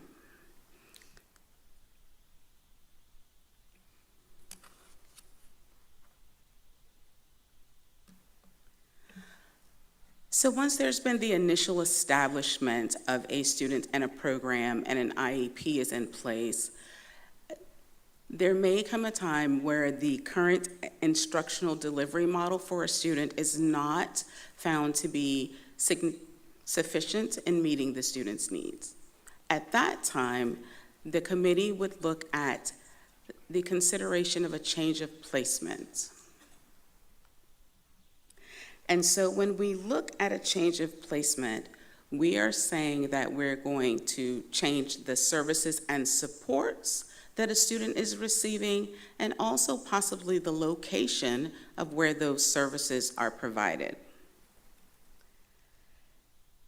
There are some things to take into consideration when we are looking at a change in placement, because typically when we're considering a change of placement, we're going from a least restrictive environment, which identifies the amount of time a student spends with non-disabled peers, to a more restrictive environment, which is going to lessen that amount of time that they may be with their non-disabled peers.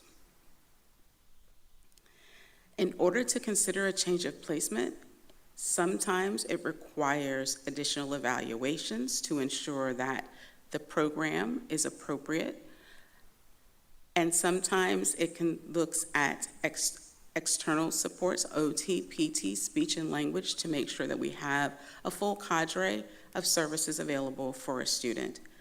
So a change in placement is an IEP team decision and recommendation to a parent for the change in the complexity and possibly the location of a program. It is a process which involves collecting additional data and really looking to determine the root cause of a student's concerns so that we can best meet the student's needs.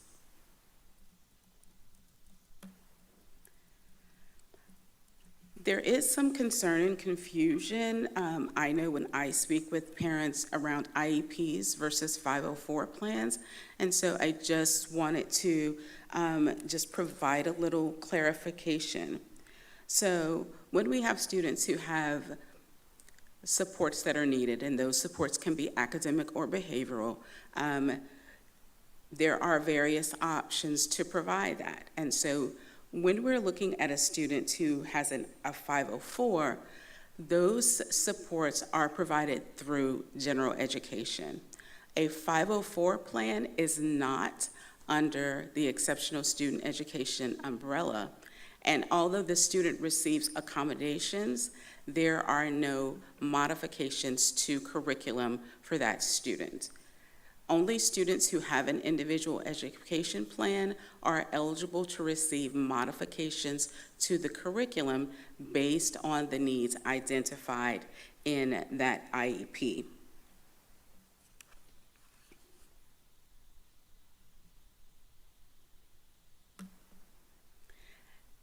In addition to the 6,000 students that I mentioned earlier, we have an additional 1,972 students that are served through our gifted programs in Marion County. The state requires that, in addition to identification of gifted students overall, that we also have a plan to increase the number of underrepresented students that are served in gifted.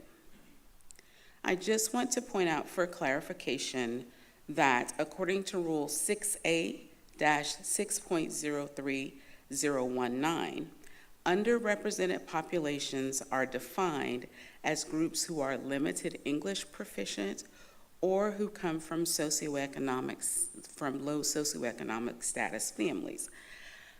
There is some confusion that when we talk about underrepresented groups, that in addition to students who are limited English proficient, we're talking about students in other ethnic categories, and that is not the state definition. And so we are really looking at, for that underrepresented population increase, we're looking for students who are second language learners, and we're looking for students who live in poverty. And so as there has been the support of the board to work through doing additional screenings with the Naglieri at second grade, and then additional talks this year about how to expand gifted screenings for all students next year, it is really with the goal of capturing all of our students, but especially those students who are in our underrepresented groups. From the Naglieri screening for the 23-24 school year, 108 students have been referred for further evaluation, and so we should have all of those evaluations complete by the start of the school year, and so we will know by late August how this has impacted our numbers from that particular initiative. In addition to that, during the 23-24 school year, 773 students were referred for gifted evaluation. And of those students, 233 students were found eligible for gifted services, with 72 of those 233 students coming from the underrepresented groups.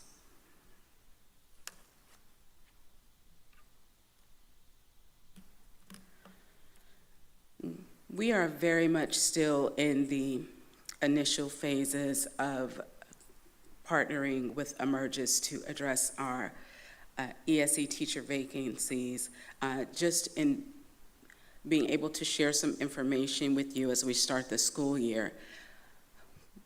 My team sent out a survey to all principals back in May, looking at teacher vacancies for our ESE classrooms that are self-contained, including our ESE pre-K.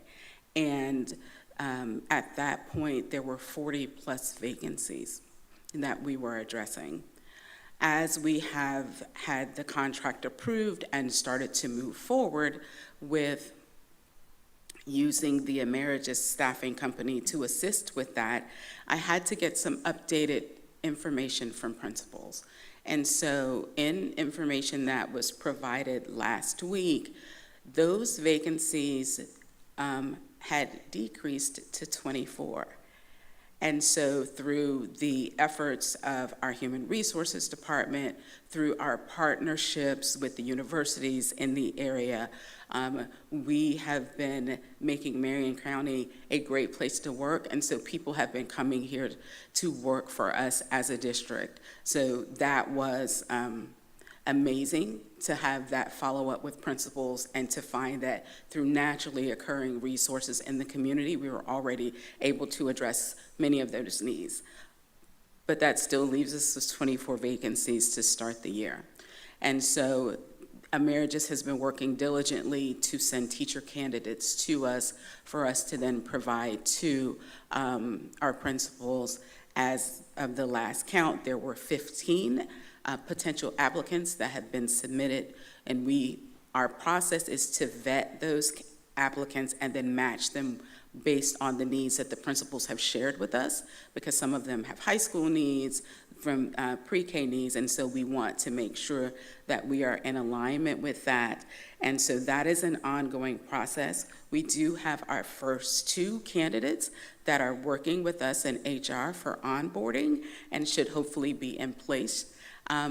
If not at the beginning, shortly after the school year starts. One of those candidates has been selected and will be going to Forest High School, and one will be going to Fort King. And so both staff, administrative teams on those campuses are really happy to have been able to find someone so quickly in this process. So I wanted to share that update with you.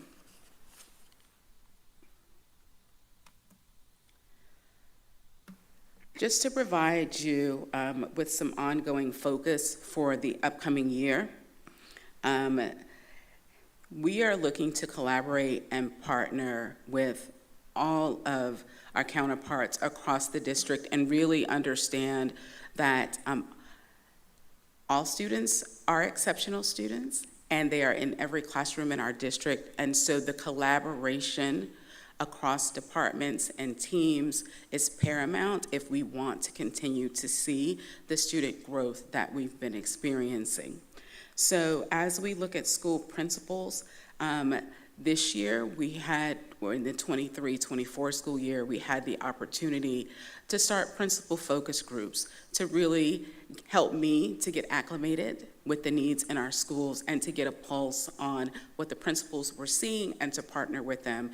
And so the principal focus groups is something that will continue into the 24-25 school year. There will be an expanded collaboration with professional leadership and learning.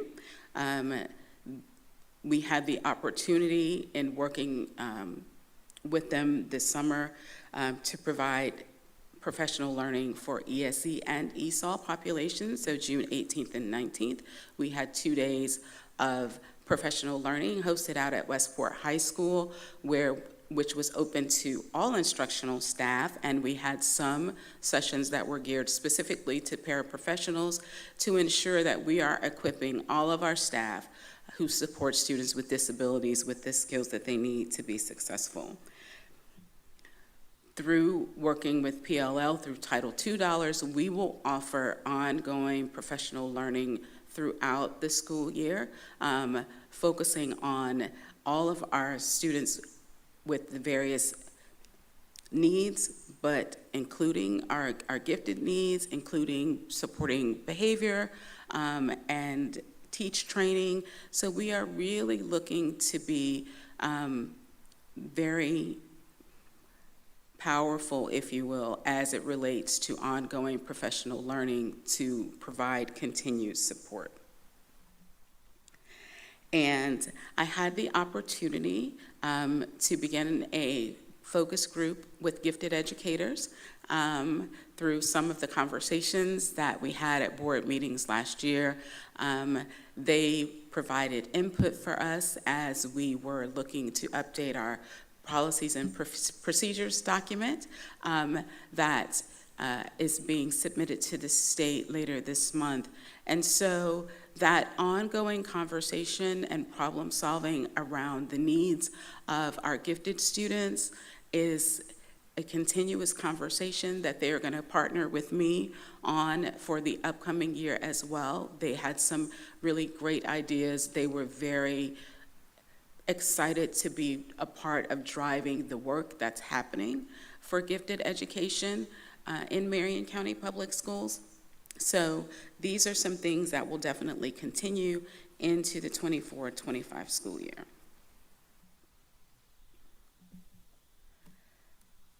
So just to conclude with some takeaways,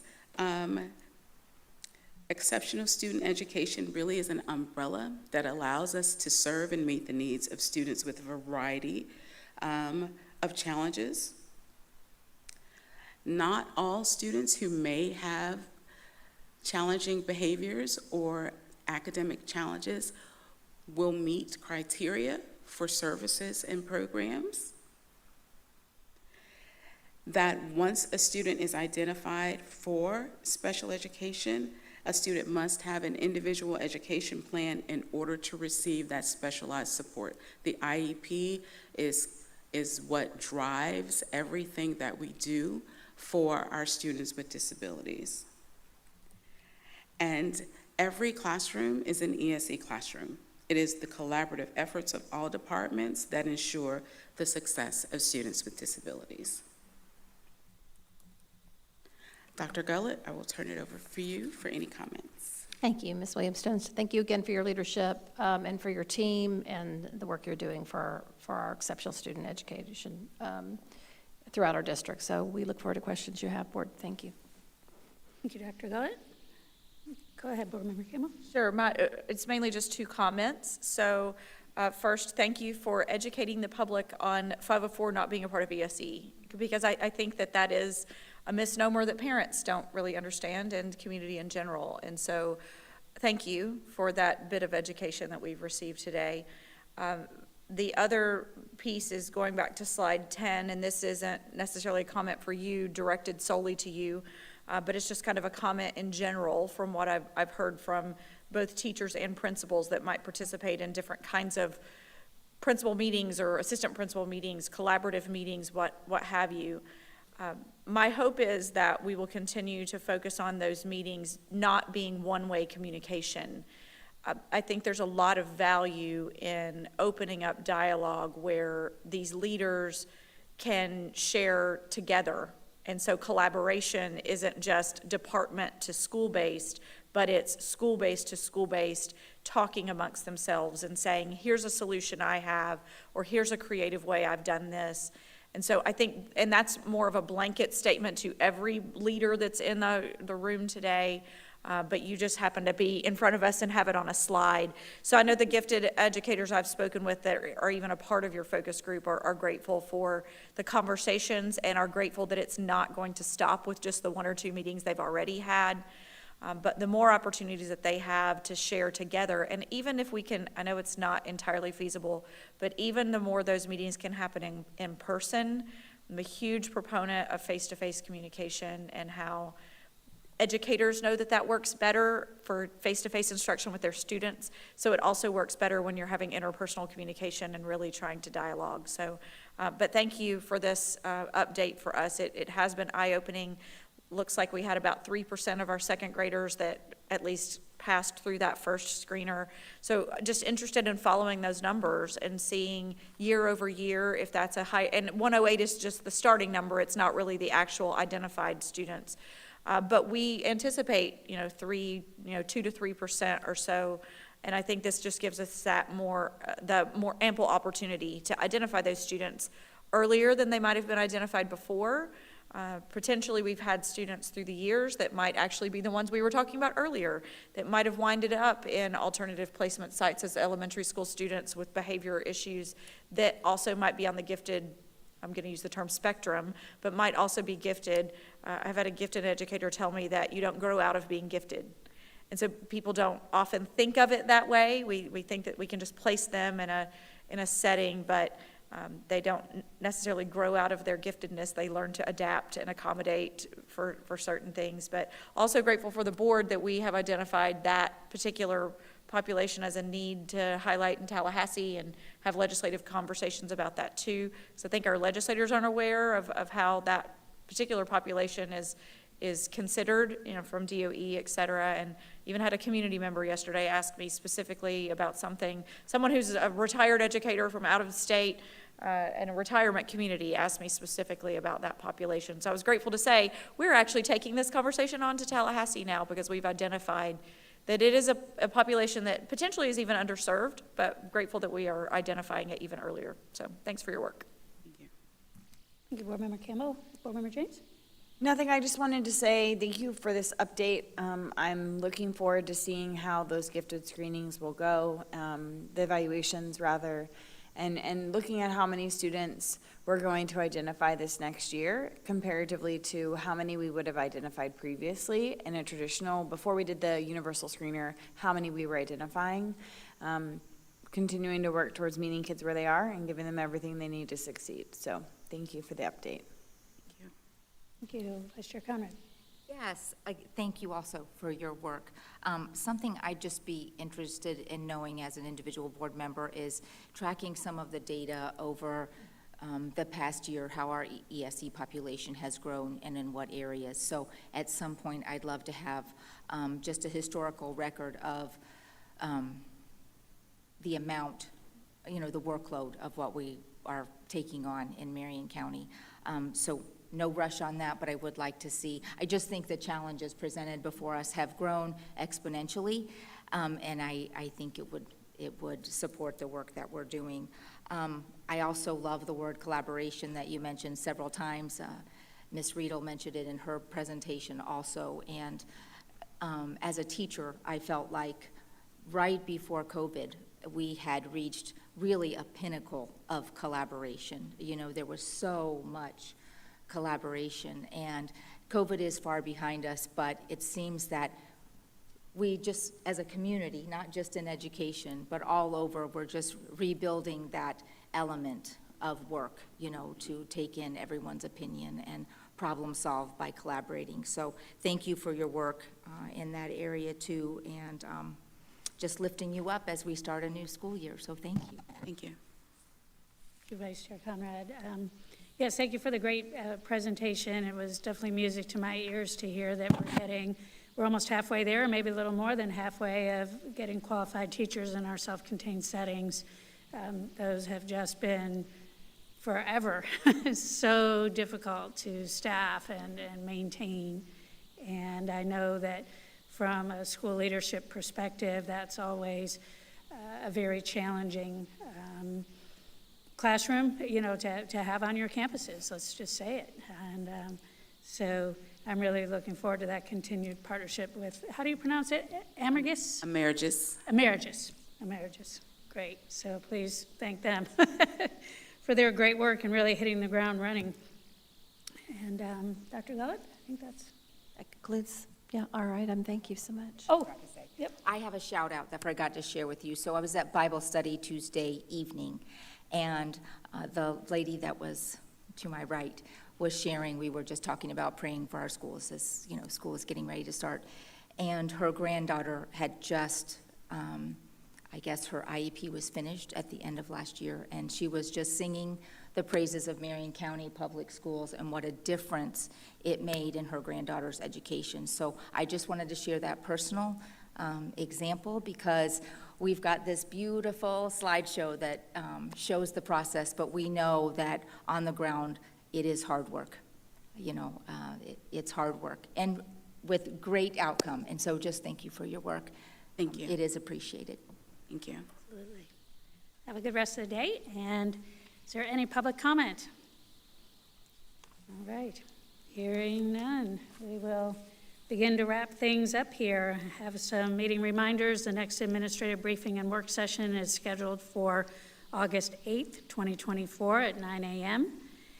And that'll be our last meeting before the kickoff of school, because the next school board meeting is scheduled for August 13th, the day after school starts at 5:30 p.m. So I'm sure there'll be a lot of great stories to share. And I know that board members will be motoring around the county, visiting schools and encouraging everybody and just generally being part of it. So it's getting close. The following administrative briefing and work session is scheduled for August 15th, 2024 at 9 a.m. So with those reminders, we'll go ahead and move on to committee reports and concerns. Anything from legal? Attorney Powers? Yes, the Florida statutes have now published for 2024. They are online. We also have copies in my office if board members would like any of them as it pertains to our particular statutes that are relevant to us, most statutes that are relevant to us. There's so many that are. It's time to update the agenda statute references. So we'll be working on that so that each time we have a new agenda coming out, the statutory references that are listed there will be there, is the 2024 version. And my office is actively working to update all the templates on the legal department's SharePoint. In addition, policy updates will be coming soon. We've just gotten from Neola some suggested policy updates, plus there are some that staff and the board have also requested that we bring forward for further review. There's a period of time now that will take a couple to several weeks within which we take those policies and sort of compare them against current policies to be sure that any haven't been things we've already discussed and decided to change in a different way before. So some may be mandatory updates. We'll address those in particularity. Then, when we have those together, those will be distributed to the staff departments so that they can weigh in on each of those updates and see what modifications they may wish to make. So I'll continue to do that. I'll announce more once we have additional progress, but I would anticipate that in September to early October we can have board discussion on some of those topics and then set those for adoption by early next year. All right, thank you. Appreciate the timeline. You know, it's an arduous process, but we worked so hard to get everything updated, and it's very clear that it is just an ongoing, rolling process, and we just have to dedicate the time to get it done, stay on top of it. So thank you for the hard work and your department, and I understand we have a little celebration for mention that too. Yes, for Ms. Brown. We did. She hates to be mentioned in public, but I will Yes, she's, Terry Brown, my paralegal, has been a paralegal for over 12 years. Before, actually, there was a Florida Registered Paralegal program. She's met all the requirements for being a Florida Registered Paralegal, but it was a matter of the fact that attorneys generally would register their paralegals so that they could bill for their services. That was primarily one of the reasons it was created. We don't bill for outside services. So, but we do part of the professional development program, this continuing legal education credits. She takes those along with me. And so she had accrued everything that she needed to. And as of yesterday, actually, she Got a Betty cake. she got her certificate from the Florida Registered Paralegal Program. So she is, that's right, and a Betty cake out of the deal. So she is our, she is not only our paralegal as she always has been, but she is also enjoys the highest title that can be bestowed upon a paralegal, the Florida Registered Paralegal. So Fantastic. we're very proud and very happy. Well, you're between your work tasks, Terry. If you're tuned in at all, congratulations. All right, Dr. Gullett. Thank you, Madam Chair. I did the briefing at the beginning, but I would just add that, especially after the discussion today, we warmly welcome and encourage those staff, faculty members from some CERMI and from New Leaf to join our team. So just want to extend that.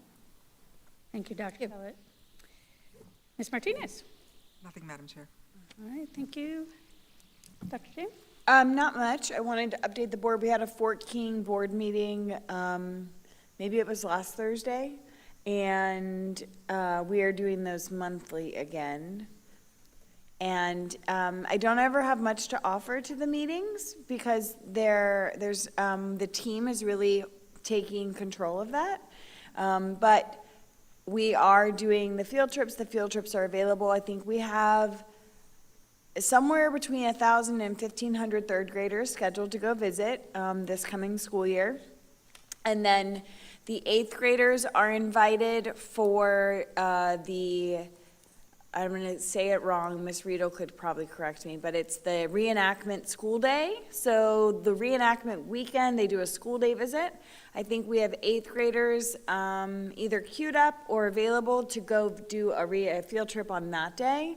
And so it's really wonderful. The field trip is $6 and the bus is $3, so it's less than $10 per student.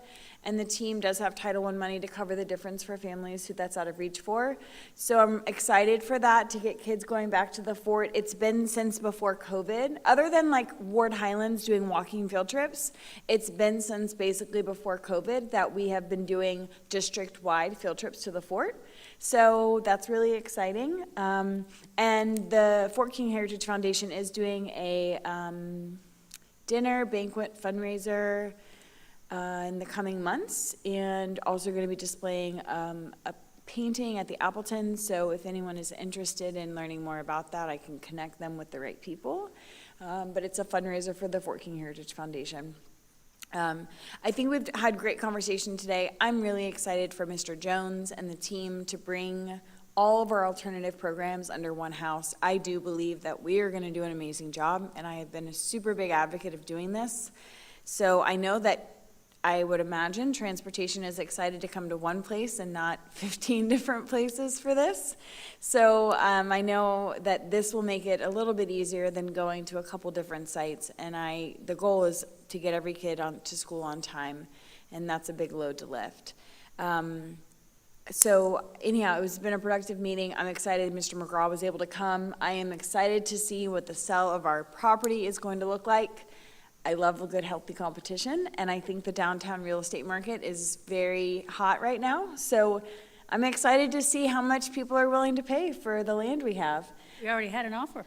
Well, yes. I think, unfortunately for him, I think he's probably not going to be at the tippy top. But I encourage that gentleman, along with everyone else who's interested, to put in their closed bid. So, but thank you. It's been a productive meeting. That's all I got. Thank you, Board Member James. Board Member Campbell. Sure. So I was going to mention about Terry Brown's, so thank you for bringing that up, Chair Thrower.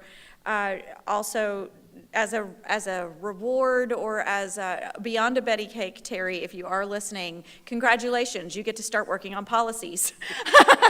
So as we also just heard, because that is a huge lift in the legal department, and so I know I am ready to get my tabs and highlighters out, because you all know that that's also the work that I love to do. But Terry, you and I are in it together, let's just say that. So wanted to say kudos again to Terry, because that's a great achievement for her.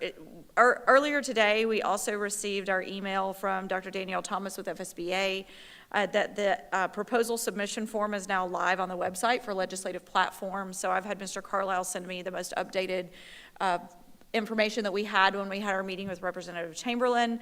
So on behalf of the board, I'll be happy to submit at least that part of it. I know our meeting with Representative Chamberlain warranted him to also make a recommendation to us that this board has not had an opportunity to actually talk about publicly.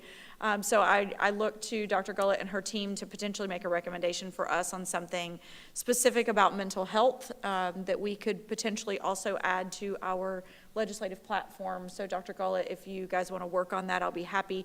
I can wait, honestly, if you want to wait until maybe one of our other work sessions to just bring that up as a quick topic. I know we have a couple coming up over the course of the next couple of weeks, but this deadline for proposal submission isn't until September. So, I mean, the first week of September. So we could add something before I submit, or I could submit now. However pleases the board, I'll be happy to operate that way. The last thing I wanted to mention, piggybacking off of what Dr. James just said about the sale of these downtown properties, this week, Ms. Dobbins sent us the Facilities Department Projects Quarterly Update, and there were some highlights in it and some things that caused me some pause and some concern. I'm certain you also, board, have seen that and been reviewing what that looks like. There are a couple of things that caused me significant concern, one of which being that our technology data center currently is on hold because of the funding challenges as well as the estimate versus what the actual cost is going to be. So I'm not going to say I want to go ahead and pigeonhole us into saying the money that we earn from the central warehouse might go to pay for that, but I'm interested in potentially having that conversation, because especially if we're able to bring in $2 to $3 million or more, that's the shortfall right now that we're looking at least from my conversation with Ms. Dobbins about that. I know we'll have 5-year work plan coming before us in the next couple of weeks, but that caused me a little bit of concern. Additionally, seeing the differences in the two elementary schools currently, what those costs look like, there is about a $3 million difference between the two of them right now, at least on what we see on paper.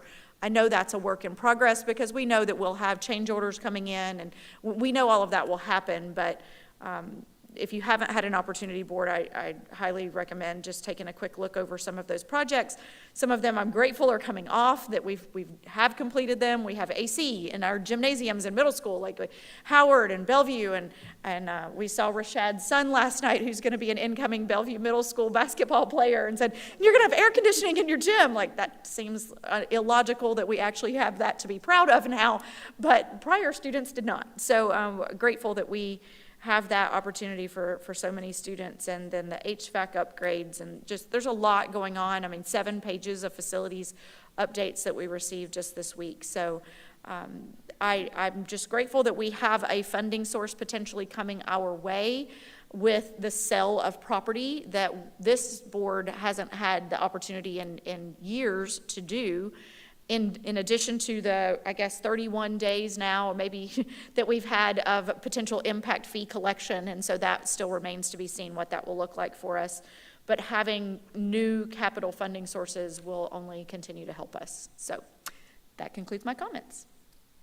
Thank you, Board Member Campbell. And yes, to circle back to the mental health initiative that seems to really have the state's attention, I just wanted to verify what I think I know, and what I think I heard is that Marion County is right up there near the top in terms of needs in that area. And I know our hospital district is doing a tremendous job, and others too, in helping to try to meet that need. But I think anyone that drives around, Marion County has seen a great increase in the number of people that appear to be just on the streets, and as we're driving, it also appears to me that there's folks that are truly in need of mental health support. And so it's a community need, and it's also a school need. And as we are moving into taking the alternative school in-house, which I don't know how it got out in the community that, we were just going to send these kids to jail. That wasn't even a comment I was going to respond to when I saw that on social media. I just can't imagine that any school would do that. So the intention has always been there to serve. The kids are our kids. Where they're served is where they're served, but they're still our kids, no matter where they are. So we're going to do just that. But getting back to the mental health thing, I think that the opportunity is very clear.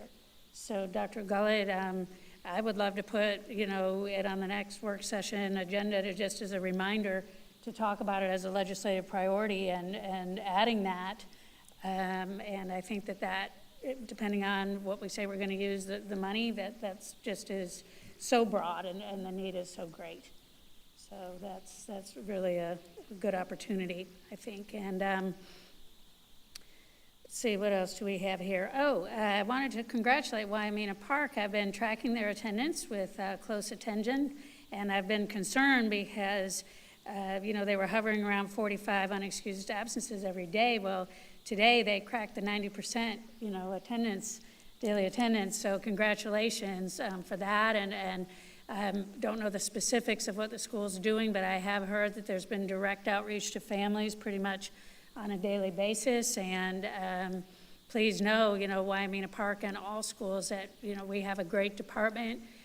We have a new, and I always mess up on the title, but our truancy court liaison and attendance liaison to assist with that, and so many great and creative ideas to boost attendance right from the start of school. We only have 180 days, and the clock's ticking already, and I know some parents were probably thinking, well, they weren't going to do the year-round thing, and then they were going to start their kids in August. Lots of different reasons, but we have to connect with these families, and if they're zoned for Wyoming, then class has already started.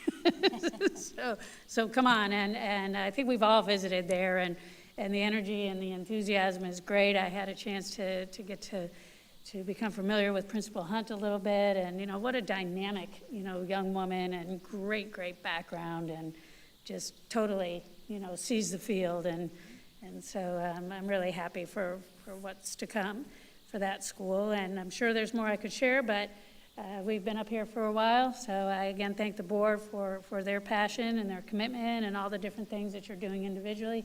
Dr. Gullett? Sorry, I didn't want to interrupt you. When you're finished, I just wanted to add something, if I could. Okay, and so that's really all I have. The lift continues. I think that it was just such a bummer to miss a B by 1 point, and there's a certain school that is so close to my heart that missed a C by less than a point. And when you drill that down to students, it was probably maybe 2 students, 4 test questions, something like that. Just incredibly disappointing, and to me it circles always back around to the basics and the foundation, and getting our transportation continuing to improve, which we were doing by the end of last year. But I can't help but think that when being solid in transportation, that on-time pickup and delivery, it's going to tell a completely different story, and some of our neighborhood kids really require neighborhood bus drivers that know the families and that can say things that maybe none of us could get away with saying to make sure that the importance of being at school and doing what you need to do is emphasized. So yes, that was a tough pill to swallow, but instead of, defeatedness, I feel an even deeper resolve. That, so many people have said to me, well, I hope the community sees, how hard we are working and how much it means to us to have their support, because anyone that's in this chastises themselves over and over and over and trying to figure out what other stone to turn. And how can we, just finally bring this all together and soar? So my thanks and gratitude continues to the community, the school supply. What a mission, what a movement. And if we can just transfer that to the other needs that we're very clear about having, then there's, unstoppable, right? Isn't that a song, Board Member Campbell? Yes, it is. Well, when we get there, you'll be singing it. I will be requesting, because you actually did a really great job at FSBA. So with that, I will hand it off to Dr. Gullett. Thank you, Madam Chair. I'm sorry to interrupt the flow, and it's been a long day. But Board, two items I did want to confirm what you shared, that the team at Wyoming Park is reaching out to each and every family personally. They're making personal contact. So yes, thank you for sharing that. But also, I just wanted to make you all aware, Board, I sent you something earlier in the community. There's another tropic update, and as goes with the beginning of the school year, we carefully monitor.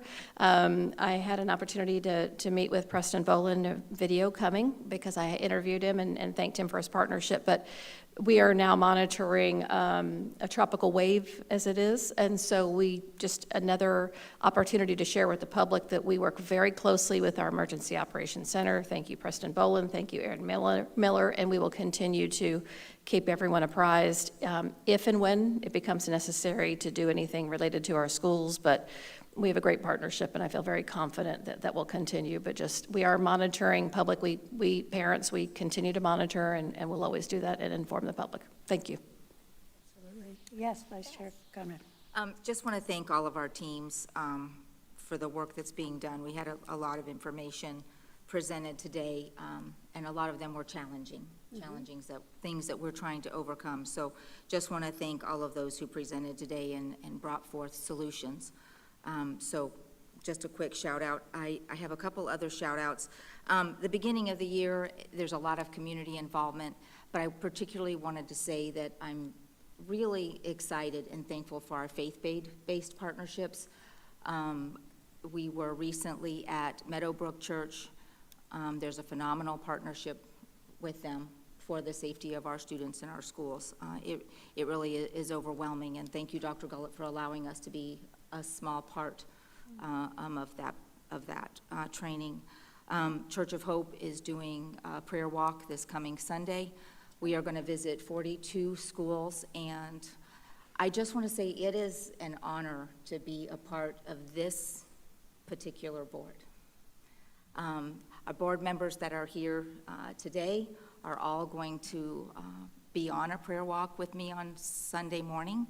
We'll each be visiting different schools, and so I see transportation. I just want you all to know, our staff and our students, that we are praying over each area, over our bus loops, over our parking lots, over our cafeterias, over the restrooms, each little area, where our students are interacting, sometimes for the good, sometimes not. I'm just so thankful, and visiting schools, and they'll say, oh, the church across the street is providing lunch, on our first day back. And so I don't know what all of our partnerships are, our faith-based partnerships, but they sure are making our community a better place to be. So I'm grateful for that and the work that they are doing alongside of us. I had the privilege to go to the Teacher of the Year Gala in Orlando a couple weeks ago, and I just want to congratulate again Ms. Brown and Mr. Lanza. They sure do represent Marion County well, and so it just was a privilege to be a part of their celebration, and the work that they do each and every day, and they both have a personality that's just contagious. You just want to do better and be better when you're around them. So I'm thankful for that opportunity and for those two individuals that continue to lift up Marion County. And Dr. Gullett mentioned it, and Chair Thrower mentioned it, but the Community Give Back really was an amazing event. And again, I say it's a privilege to be a part of this board, because this board was packing backpacks and delivering backpacks, and we had district staff and staff members also. And so just that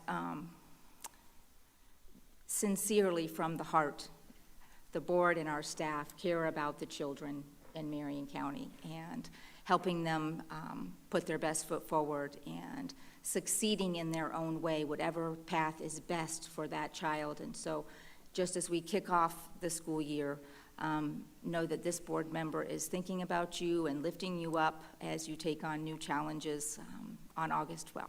Thank you.